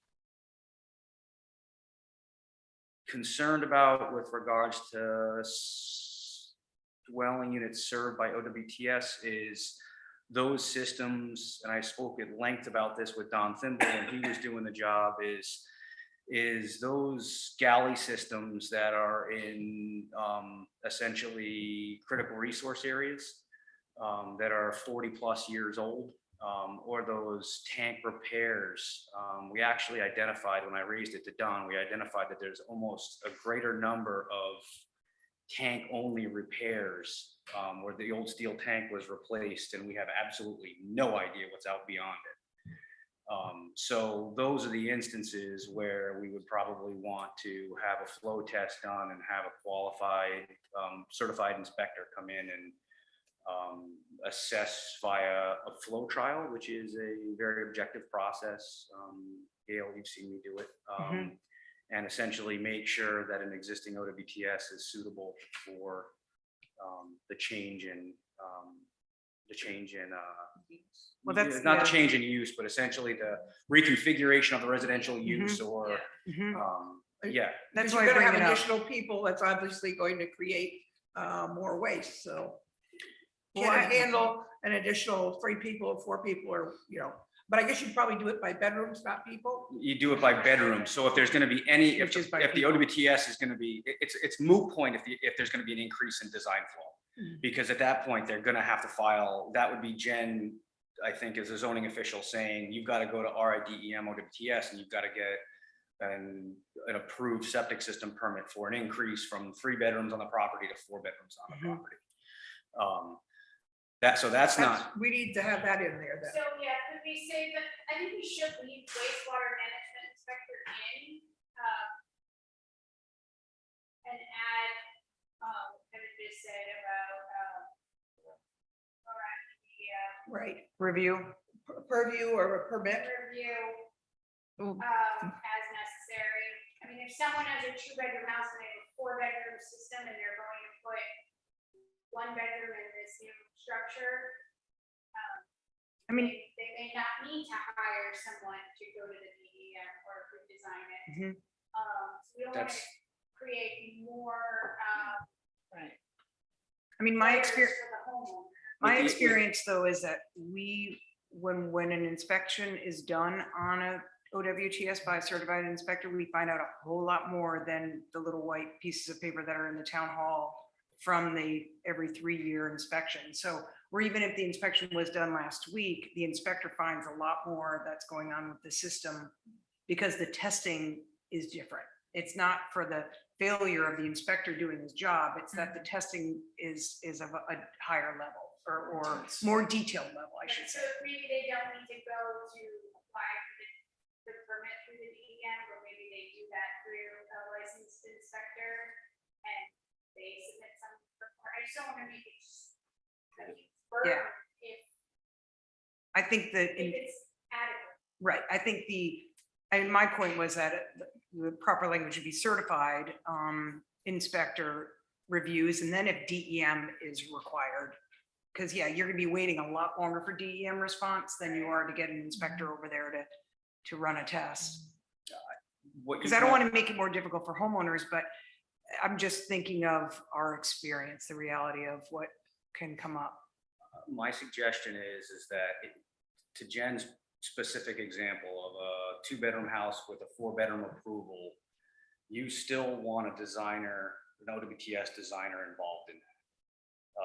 A good example would be just a little change of the analogy is a 2-bedroom house with a 3-bedroom system, and you have to pump the accessory apartment to the tank. Well, now the tank is, it's a 1,000-gallon tank, that's no longer suitable. That doesn't meet DEM record. So what you want to do is get an opinion from a designer of record that if there's going to be a reconfiguration of the components of the system, then you want a designer to essentially opine on that. And if you have a 30-plus-year-old system, we're getting into the realm of we've reached our useful life on the system and we want to get a set of eyes on it to do a flow test to protect public and environmental health. But at the same time, I feel like we have a wastewater management inspector, and if he goes out and does an inspection, this has never had a problem, there's 2 bedrooms in the house, there's a 4-bedroom system, I think he should be able to But, but that's my point, is that we have those white pieces of paper in the file, and then the inspector actually does a septic inspection, and you find the D box is crushed, Yeah. you know, there's not, it's not a matter of just a leak or an overflow or a filter clogged, it's bigger problems that are discovered by an inspection. And it is a bigger, it is an expense on an owner, but maybe the tenant could pay for it, or maybe they share that expense, or I'm just saying, again, I'm not saying that the inspector isn't, his inspection isn't nearly as detailed as an inspector's inspection. Can I ask? And that's by design, not by fault. Can I ask a question? If this was just not even under 513, it was I wanted to put an addition on my house, Exactly. what would the standard be? No, I guess it's, Well, I mean, you would, Because that's the way I look at it. They're just putting an Yeah. addition on the property. What's the standard the standard, for an OWTS to do that? Like, what do you have to go through? theory, the building official would check to make sure that the septic was a 4-bedroom. But the house you were adding a bedroom, good point, though. you would have to upload that to your, building permit application. So to Kevin's point is we change this, we gotta change that. Yeah, I think you don't wanna make something more restrictive. But I understand not wanting to add on to a system, because how long did it take for this town to get rid of all the leaking systems around Great Salt Pond? If we're not even done with that. I would leave this in the realm of the town's municipal official with respect to his position. He's not a licensed designer. You want a licensed designer to look at how you're going to essentially reconfigure the OWTS to make sure that it's compatible with the rules, the OWTS rules, and protective of environmental and public health. Which I get, what I'm Yeah. saying is, if this changes, we have to change the other things. Like, this is if Right. someone's Yeah. putting a 2-bedroom hear addition you. onto a house instead of away from a house, what standard, those standards still have to be met. Right, so, and this already, Allison's draft already says that, because if the wastewater management inspector is not going to issue, if there's a repair needed, a modification, an alteration, or replacement, well, that goes to the DES. So, you Yeah, I hear you. Yep. know what I mean, like, that's, Okay. They may We just should do an verify, assessment of right. if there's a need, and then it's, the current language is that I mean, if I put an addition on my house and there's a bedroom in the basement that requires there's a whole bathroom, full bath. That requires to get pumped up to like add a whole additional, what do they call this pump? Like a I know what lifter. you It's mean. a lifter. Yeah, You know, one pump. your injector pump, right? injector pump. That would require what as far as standards met for OWTS? I don't know, but it should apply for. That's why I say drop back 20 yards and put it in the hands of essentially a licensed designer, so that essentially you get a sign off from somebody and they can essentially engage a licensed designer to essentially say that this flow being introduced to this system is compatible with the OWTS rules. That's just, as I've listened to this, I can punch about, and I'm not trying to be a jerk here. I can punch about 100 holes in what you're discussing and how that could be deleterious to OWTS performance. You could have essentially a house, an addition put on a house, and with the basement and the bathroom, you could have a 1,000-gallon tank, and they reconfigure it, and they put a lift station, sewer lift station, 2-inch solids handling lift station in the basement, and to handle an additional 2 bedrooms. Yes, it meets the 4 bedrooms, but now you're not compatible with essentially OWTS rules because you're pumping greater than 25% of the design flow. So how does that not, in number 8, it says that it must, OWTS has to meet all required state code requirements. So if The best person to assess that is a licensed designer. And that might be what the minimum housing, the wastewater, I'll try again. wastewater management inspector will require. Right, because he'll go inspect, that's for stage one. Well, he'll probably look in the file and see what's there, and then I don't know how he evaluates it, but I would assume that he would say, you need to contact a licensed designer, or you need a whole new system because you're maxed out right now, or you need to upgrade it, and this is the process. Or separate system. Right. Yeah. A lot of times they have to put in a Yeah. system to, especially if you're gonna put in a 3-bedroom accessory. Yeah. Dwelling unit. Yeah, I'm more concerned about having a system that's set up for, say, 2 or 3 bedrooms, and you add 2 more bedrooms, so you have a total of 5. We know that septic system probably is not going to be able to handle it. I want to make sure that gets caught, and if the person. I just want consistency between this and what. Yeah, like, I hear you. Consistency between, like, I don't They shouldn't be different. disagree with, Yeah. Yeah. the necessity to have all the right people looking at it. Right, and we have a section of the zoning ordinance 506 that deals with, yes. And Okay. the wastewater management inspector would know that section a lot better than I do. And that's what he does every day. So I think if maybe we need to put something like a certification from the wastewater management inspector, or make it clear that there's something in writing that kind of goes along with. That it meets state code requirements. Yes, Yes. more than just inspected by the waste, like, Right. and state inspected and a letter, a certification, I don't know what you want to call it, but something in writing, I think is important. From Because someone. it says, That's what I'm suggesting, is essentially the water. Licensed designer who puts in a license out of the line that says that this system is essentially appropriate for it. This configuration of pump. And I think that letter should come from the town's wastewater management. so yeah, no, inspector, and- I agree with that, and just making sure that number 8 it indicates that, and that the wastewater management inspector knows that.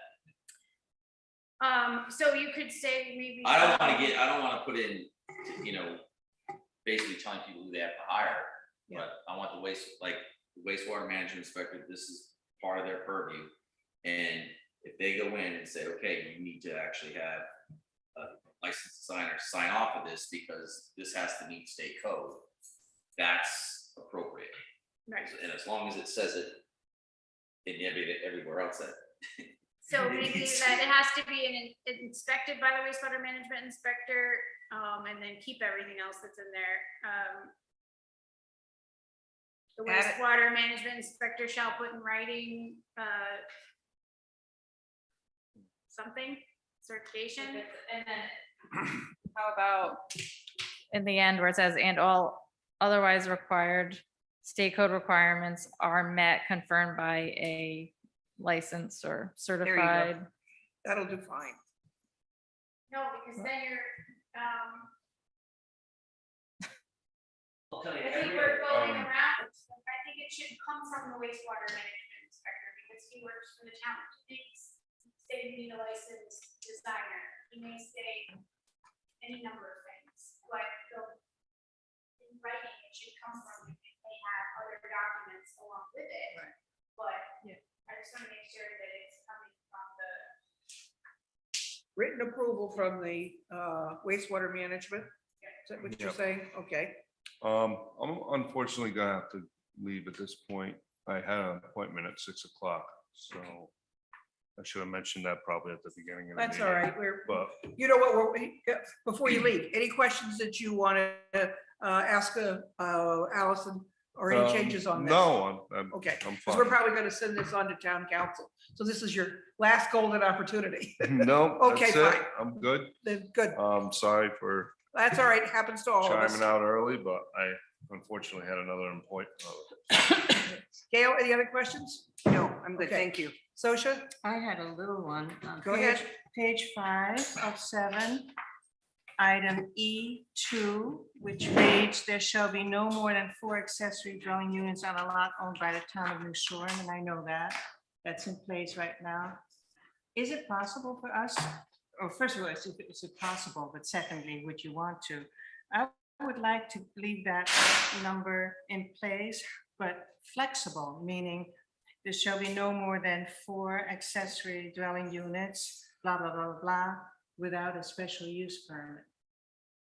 So that that number can be increased if the town and the planning board and the zoning board deems the property suitable for a larger number. Well, right now they can have 5, because you can still have the single family dwelling plus 4 Right, units. And right. It doesn't go to the zoning board because those just quick to development plan review. Okay, but my point is still the same. I was wondering if the team was interested in leaving that number more flexible, but with a special use permit. I agree with the special use permit idea. Allison, does that open us up to any problems, any unintended consequences? Well, of course, everything does, but, I don't want to hear that. yeah, so, I mean, we came up with that 4 several years Yeah, back. We that's right. just amended, we just brought this section back online, this year. And this is what the planning board and the town council adopted, they removed that sunset clause and kept it at 4. It was I kinda mean, I rushed, guess, though. I don't know what the recent conversations have been, but in the So maybe. we near could- recent conversations have been how many, I guess, units do you anticipate, or is the town planning on more than 4 accessory dwelling units on a single parcel?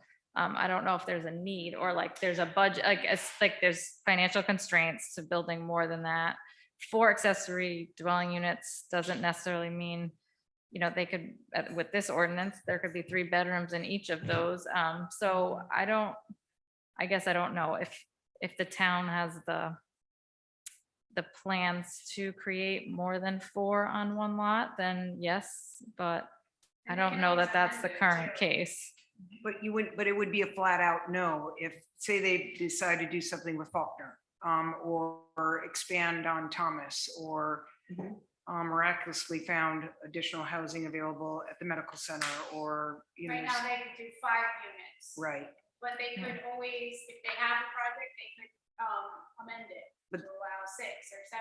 or But they wouldn't be able to special use amend it permit. because we'd have to amend the whole ordinance in order for them You to could do it. amend that section, That's how we did it. that's to how start we with. even Well, that's true. created Thomas. That's That's how we true. did it. Yeah. That's how we did it to That's start true. with. I'm just a little concerned about opening it up because we don't know what the unintended consequences are. Mhm. So I kind of like to leave it the way it is. That's fine.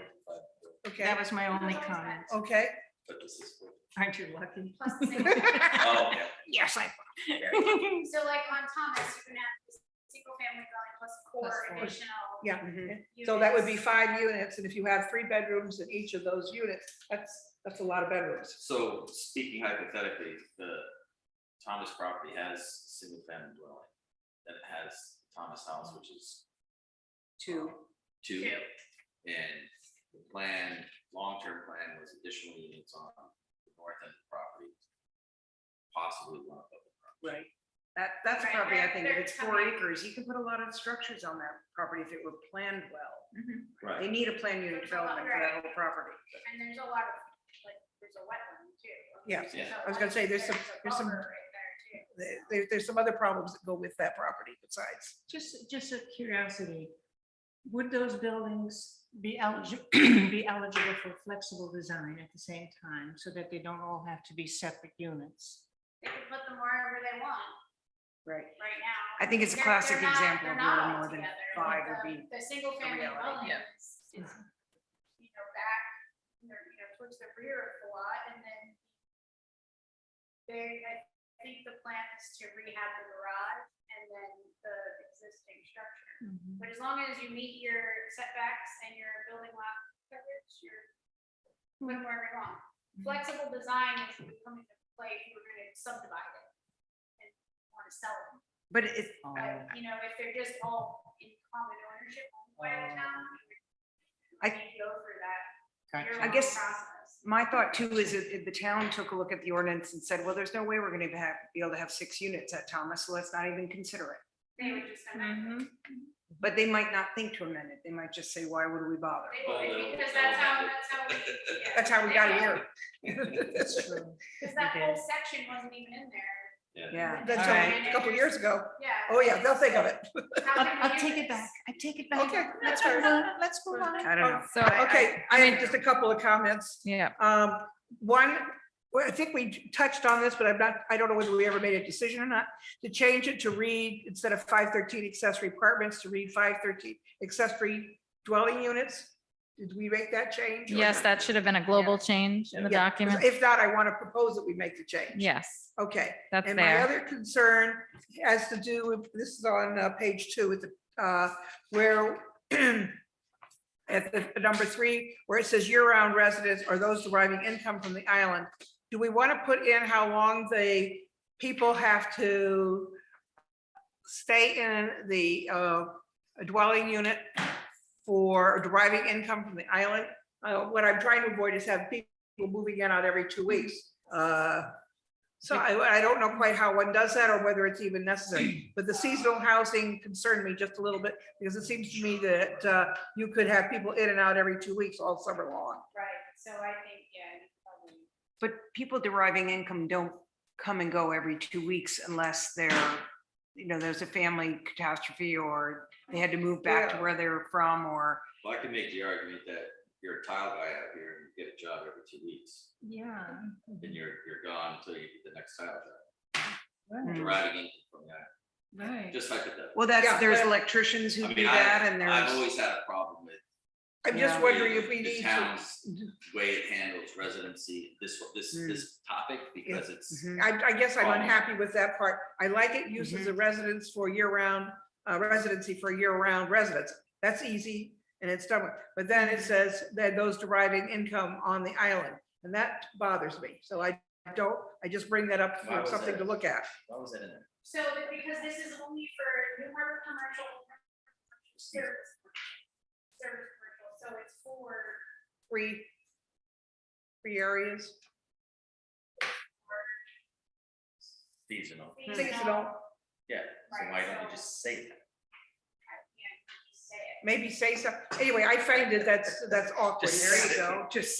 Just say it, that's what it's for. It's awkward, so I just bring that up for maybe some wordsmithing to make it a little bit. So you're saying, well, it says for seasonal. No, seasonal working, like seasonal. Okay, so- Employment. employee- Well, for commercial zone, you could also have your rent. Right. So, But if they're a year-round resident, that's fine. It's either or and. yeah. we're gonna- I just find that that's kind of awkward. So within the purpose, Marty, Within the purpose, is that where But you're, this is under definitions, it's number 3 on page 2. Under, well, Section I think you would want to, don't you want to put it? and then under purpose, it's also, standards For commercial zone? there's several places where it's mentioned. yeah, Right. I And think- it's under accessory dwelling unit, driving income from the island. Then you drop down under purpose, and again, it's seasonal housing in suitable location. But again, it gets confusing with the support local business by allowing seasonal housing. And again, I don't know whether to rewrite it a little bit or to say how long, I don't want to put it in the definition. that might solve the problem. Well, no, I'm saying I don't know if you want to put it in the definition. If you really want it strictly in commercial, in those 3 commercial zones. I think you need to put something just in that section. Where you just list the commercial zones? Where you're just saying that where seasonal can be in those 3 zones, seasonal. Well, mixed use can also have seasonal. No, I thought that like the spring house is in mixed use, and that would have seasonal workers. that's for 513, They have seasonal workers, but I don't think it's under 513. right, so they don't have 513. Okay. This is just, They're 513, they do have 513 for their year round. okay, So this is specifically for 513s in Old Harbor Commercial, New Harbor Commercial, Service Commercial. You can have a seasonal, rental, Right, and you want that flexibility. for people working. on the Absolutely. year. I don't So we disagree wanna with the be concept. clear I'm- when you I say just, that. I just don't like the way it's written. So under standards for commercial zoning, maybe you could say something there, like in that section, so that it's really clear that in those 3 zones, you can have seasonal or year round. Okay, just something that makes it a little clear, because the first half is very clear. So it says within the commercial subsection, not used for seasonal occupancy, except for seasonal occupancy by persons deriving income from employment on the island. So within that, it talks about seasonal occupancy for persons. So like, does that address it? So Yeah, do you still not like that language? And then within purpose, we can add the word seasonal. Okay, So then it's consistent. Let me go back to that page. I think To the seasonal employment. shall be limited to persons resident. Shall be limited to persons resident in the town. I thought that was funny too. Yeah, that's the Yeah, I current thought it should language. be the word Who residing. Reside. Right, right. Resident in the I town read year that two round, times. and then or deriving income from employment on the island that's the sentence that should be stricken, Right. struck, crossed out. yeah, By residents or, And that the dwelling unit may not be offered nor used for seasonal occupancy, except for seasonal occupancy by persons deriving Yeah. income. That's a very- Take that sentence so out. it's more along the line of seasonal residents. Yes. okay, Where you can have year round Both. there or Right. okay. seasonal. Year-round or seasonal But residents. strike deriving income from employment Yeah. from that first part. of the How about sentence, and or? 'cause That's it even says better. again, Right? Okay, And or is even better than or. okay. I'm happy with that. That'll work. I think if we can just make it as clear as possible. Yeah. Yes, 'cause I felt the, But And everywhere. strictly in that. commercial zone, I agree. listed there. open is Right, only Okay. in service commercial, whatever commercial. okay, fine. Right. I could be very happy with that. Thank you. Right, and they still have to meet lot coverage. Oh, yeah, I know all that, but I just thought the seasonal was very confusing. Kevin, you got another thought? Yeah. Do you have that change? Yeah, real quick, and then I'll go to you. Because I'm first. not I totally just clear wanted to exactly. because it's my experience with my family. Okay, I'll ask We've been, since my mom got sick and moved off island, we've been renting the house to the medical center. And their occupancy is transient, is largely transient. Good point. Because it's med students and interns. And my understanding is they turn over pretty rapidly through the summer. And actually, the really great thing is that they're actually here through the winter now too. So I would suggest that you reach out to programs like that in the town to determine what their needs are, because they are actively looking to be able to increase their services, to increase their revenue, to offer additional, which was a big thing for my mother and I when we discussed it, was to have additional senior health Caregivers. services on the island. That they could bring them, turn them around really quick, because that was my experience when my mother got sick, is that the physical therapist would come on the 10 o'clock boat and leave on the 2 o'clock boat. And I thought to myself, well, geez, what if they could stay for a week? But you're never gonna get anybody to stay because they're gonna have families of their own and so on and so forth. But you turn them over quickly. And if a community organization like the school even could essentially be able to rent the apartment and be able to do that, again, in the RA and RB zone, additional to these areas, it might be helpful to these organizations, again, to create some financial sustainability for themselves and also some sustainability with regard to healthcare services on the island. But I'll let Allison and Dr. Yeah. Workup kind of address that. Worked on that one. It's worked for them so far. It's a good point. Yeah, it's a good point. We However, actually talked about, I think it was Georgia King said something about being able to make room for caregivers Yes. on premise. Yeah. Yes. been on the discussion. Yeah. Right. a long time. So this isn't this doesn't prevent that. No, guess by five definition, thirteen what you're could be saying- used by a caregiver. Yeah, I guess, but I mean, you could have a rental in your house. But I understand what- Stay in that. I understand what, I mean, there might, for instance, just to take the school, there might be somebody that's actually school teachers are there for 9 months. But the medical center is a good. Same thing with the police department, particularly in the summer, but I guess that would be covered Yeah. under seasonal. That's under seasonal. But I guess the medical center is kind of, and caregivers would be that. The medical center has its own zone, So they can do whatever they want. pretty much. No, but if With- someone wanted to create a 513 for the transient med students, like that was their target audience, let's say, look, would it be a So, permissible? yeah, like Jen, your point about the medical center zone is unique in that, yeah, those housing units are not 513s. No, That's I'm talking up, about outside the zone. oh, in other sections, So- yeah. Chris, that was exactly what my mother and I discussed. Yeah. Was essentially using the house to that extent, and I hope that there will be other people as we expand to the work.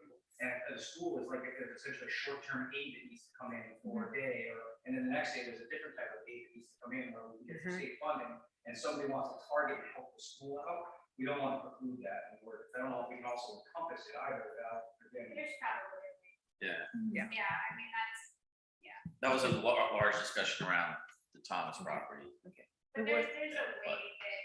We can probably work that. I just thought we're running out of time, so I do want to get this finished. Chris, do you have anything else? Oh, no. Okay, Mary?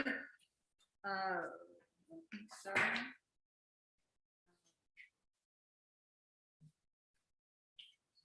Yeah, I just have one more thing, maybe, I don't know if it's significant, so, on page 7, number 2, is there a time frame, Allison, we should have for that, for a period in excess of 1 year? That's clear when the occupant has left, if the occupant has abandoned their lease? Is there a date necessary in there, or are we okay with just, Doesn't say you know, like if 1 somebody? year? Pardon me? Doesn't it say in excess of 1 year or? Yeah, it says in excess of year, from when the person left, what if it's kind of a vague departure? Yep. Of someone End abandoned of their the lease. lease, or they the end left of the lease, pre- they or left. middle of the pre-lease, lease. or- Yeah. Just- Well, it's not rented or occupied. Yeah, Or a or period. maybe just the word occupied, not rented or occupied. Yeah, not occupied with work. Because then you've got a date, the date of their departure. Yeah. Mhm. Okay. That's, makes sense.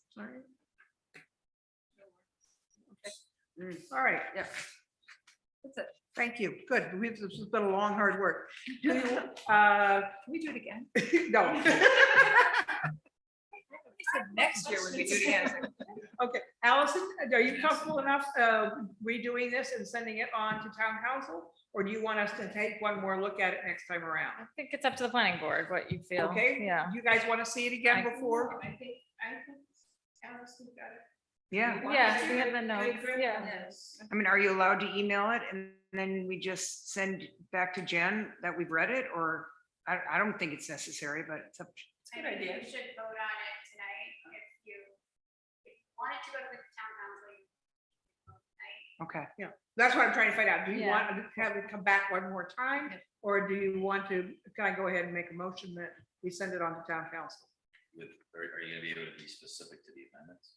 With the changes. with the changes? Yeah, but specific to. the No, I don't changes. have to make them specific. Yeah, you don't have to list them all. We know them, but, Chris, you want to stay around?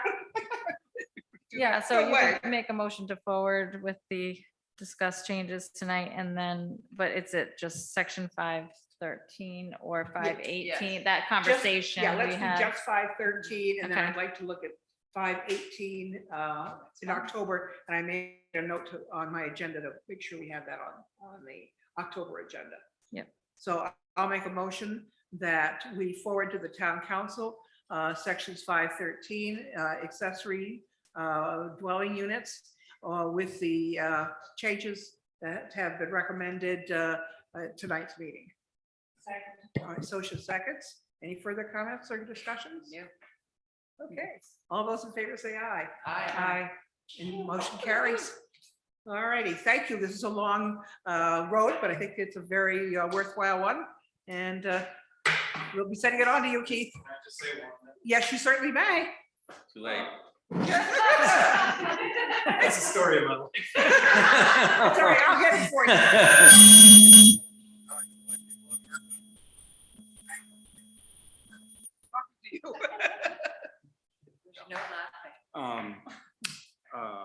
First of all, and I'll say this, if you didn't get a chance to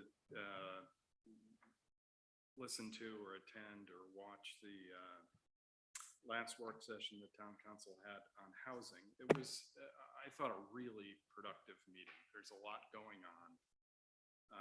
And Allison and Jen, as usual, I think did an extraordinary job sort of laying out options for us, and it took a lot of work to do that. One of the things that came out of that work session was a suggestion that I made that we schedule another work session with the town council and the planning board together. Because I think a lot of us view this work on 513 is great. There may be more, or we can leverage these accessible dwelling units for expansion of affordable housing. That may end up being the most fruitful path for, our ongoing efforts on affordable housing, including, and, I'll bring this up when we do our work session, including the possibility of a construction subsidy in certain cases, where you have whatever, an aging person who needs care, you guys talked about all of this. And frankly, if it's a $50,000 construction subsidy, that's the cheapest affordable unit we're ever going to be able to build. Right. Right. It just is. So anyway, I just wanted to say, I hope that we're going to have that work session soon, and I really look forward to it, because guys know I always come because I found this stuff fascinating. It's where the real work is happening, and I appreciate it. I'm glad you brought that up, Chris. Keith, excuse me for jumping in, but I saw that meeting notice like 2 nights before, and we had plans. I couldn't go, but I would love to attend those, a session. Yeah, just, not even. We've just always to- enjoyed having a work session periodically Right. with the town Yeah. council. And because of COVID, we haven't had one in the Yeah. last several years. So yes, I think that is something that certainly should happen in hopefully October or early November at the latest. That would be And mine. for those of you who don't know, I'm sure that was recorded and put on YouTube. Yes. So that if you have time this coming weekend or whatever, you can go back Yes. and it's on my to-do list. I haven't done it yet Great. because you lost out to a good book that I was Well, reading. believe me, I'm sure it was more entertaining. Not necessarily, but Keith, I have offered to hold a Zoom meeting with Chris Warfel and whoever would like to attend to try to work through some scenarios, some questions about the ordinance, about the different sections of the zoning ordinance before we end up with a bunch of amendments that might not be what So, anyone's trying to I actually. thought that was a great idea and very gracious of you, because I take myself, I served on zoning, I think, for 4 years. I've been on the town council for 2 years, and I still learn something about the ordinances in every conversation I have. So, sure. so the I mean, all more, of us do. the more we have I do too. tutorials about what actually exists, the less we fall prey to, this is an emergency and we need to change the Right, ordinance. and I You think know? we have a lot already in place. Yes. And just all, like, the different projects that have come in over the years, if it doesn't fit, and it's a project that the community needs and the town council endorses, then we find a way to Right. make it fit. Yeah. And because we have attainable housing is the 513, affordable 405, and That's why, I mean, not to, I know everybody needs to go, but that's why I think maybe the thing we need is something like, whatever, a subsidy or so, something that turbocharges what we already have. I don't know what that looks like. That's why I wanted to have a conversation with you guys and with the community about it. But I think we should be measuring this in terms of how many units we're creating, not in whether we've changed enough ordinances. That's my own opinion, but Thank you. Yeah, thank you, guys. Thank you. we do appreciate your coming and listening. There's nothing like firsthand information. Thank you. All right, number 4. Amendments to zoning regarding regulations regarding the size and massing of residential structures. Discussion on possible amendments to the zoning ordinance, Articles 1, Article 3, Article 4, and Article 5. I don't know how much time we're going to get into this because of the time, and I'm wondering, actually, I have 2 questions for you. One, if we want to have a special meeting to work on this, because I think after 2 or so hours, we're running out of energy. And second of all, I'm not sure we can get this completed before December.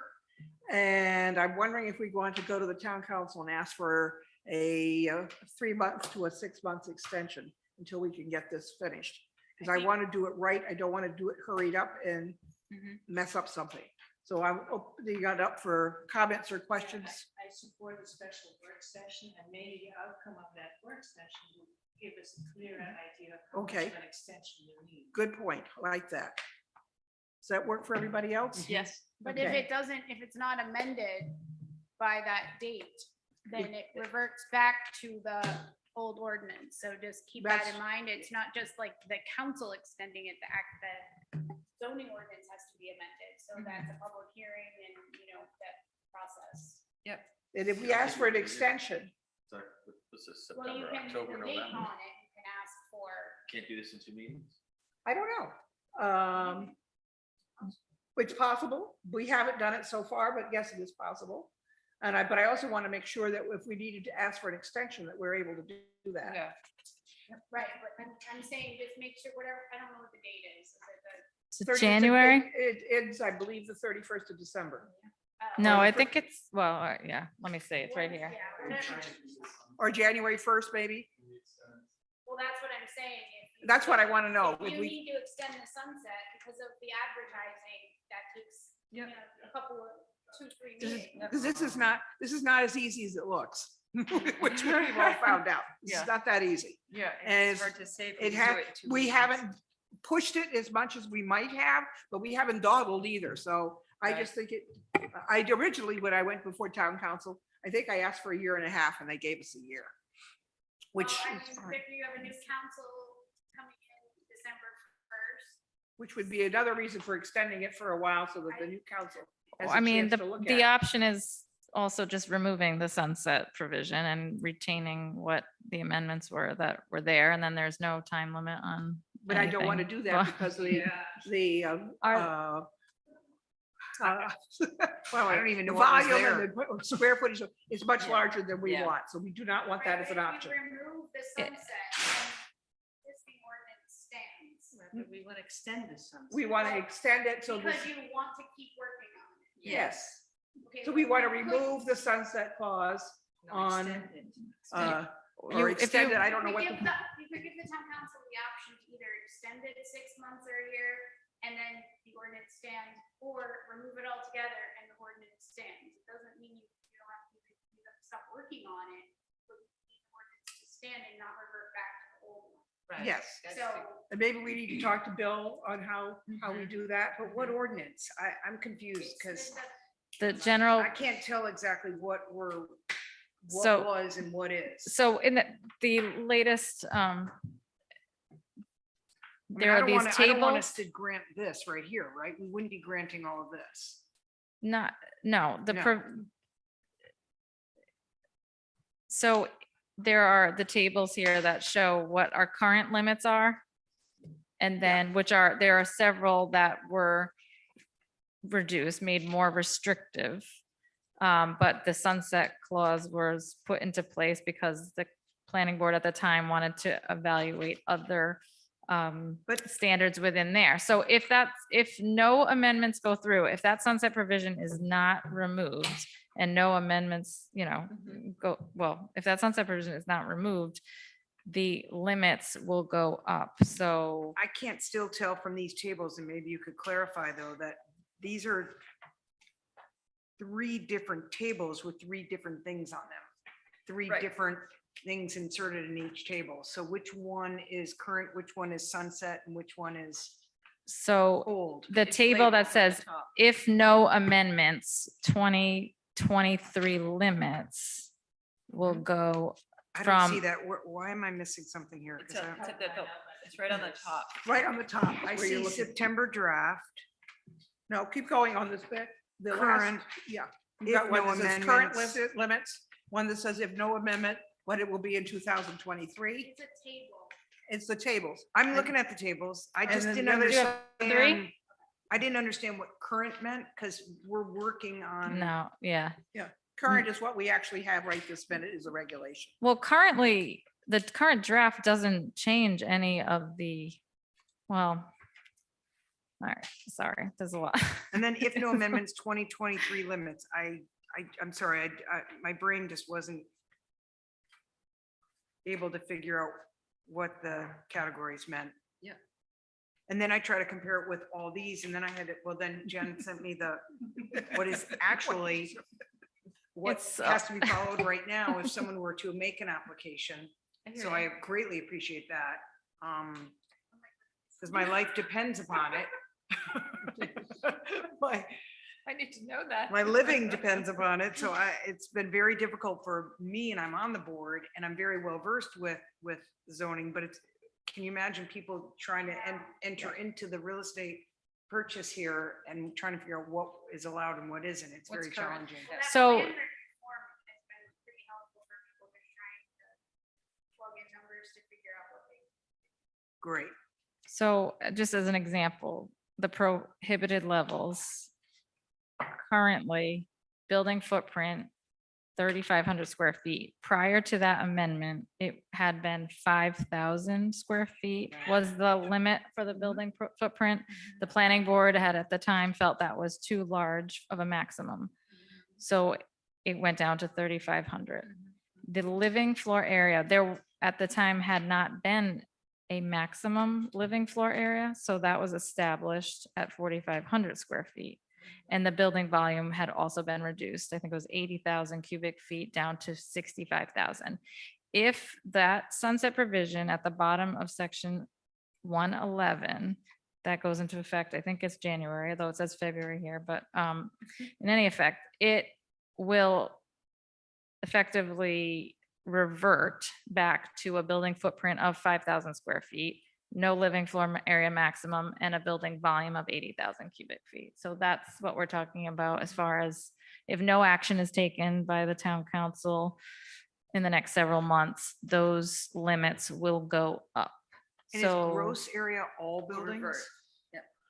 yeah, is gross area. Is I'm sorry, gross area square feet all of the buildings? No, everything is all individual. There are So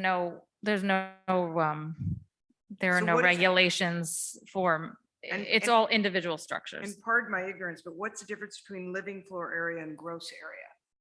Well, the square footage, like, Like basement or the living versus what was the Oh, other question? Living floor area? gross Like, area? one is volume, oh, gross area includes unfinished spaces too.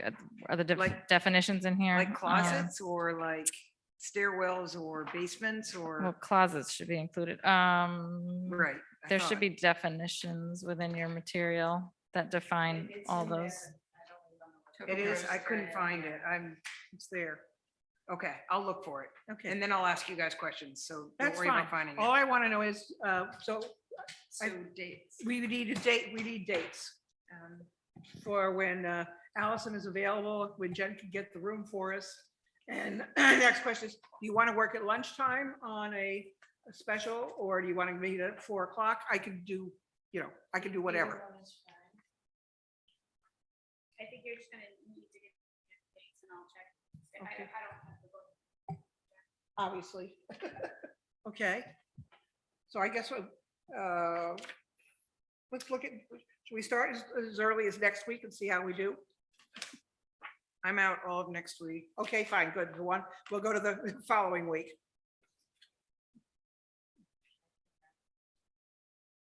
That's Thursday. Monday's Rosh Hashanah. So. And Wednesday zoning, so. Right. Tuesday, What about Tuesday, the On Tuesday. 27th. 27th, maybe? Okay.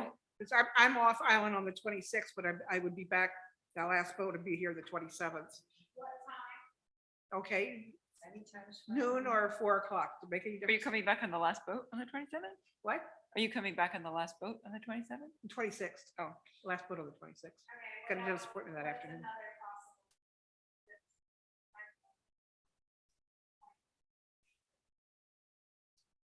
I'm 27th at noon or? is that too 27th much? at noon? Too much. So let's use that as a maybe. then? And then. The rest of the month And you're back on the 3rd, October 3rd? You meet on October. I was trying to get something that we could just work on this to get it forward. We have sea level rise October 4th. You here for that, Sosha? October 4th?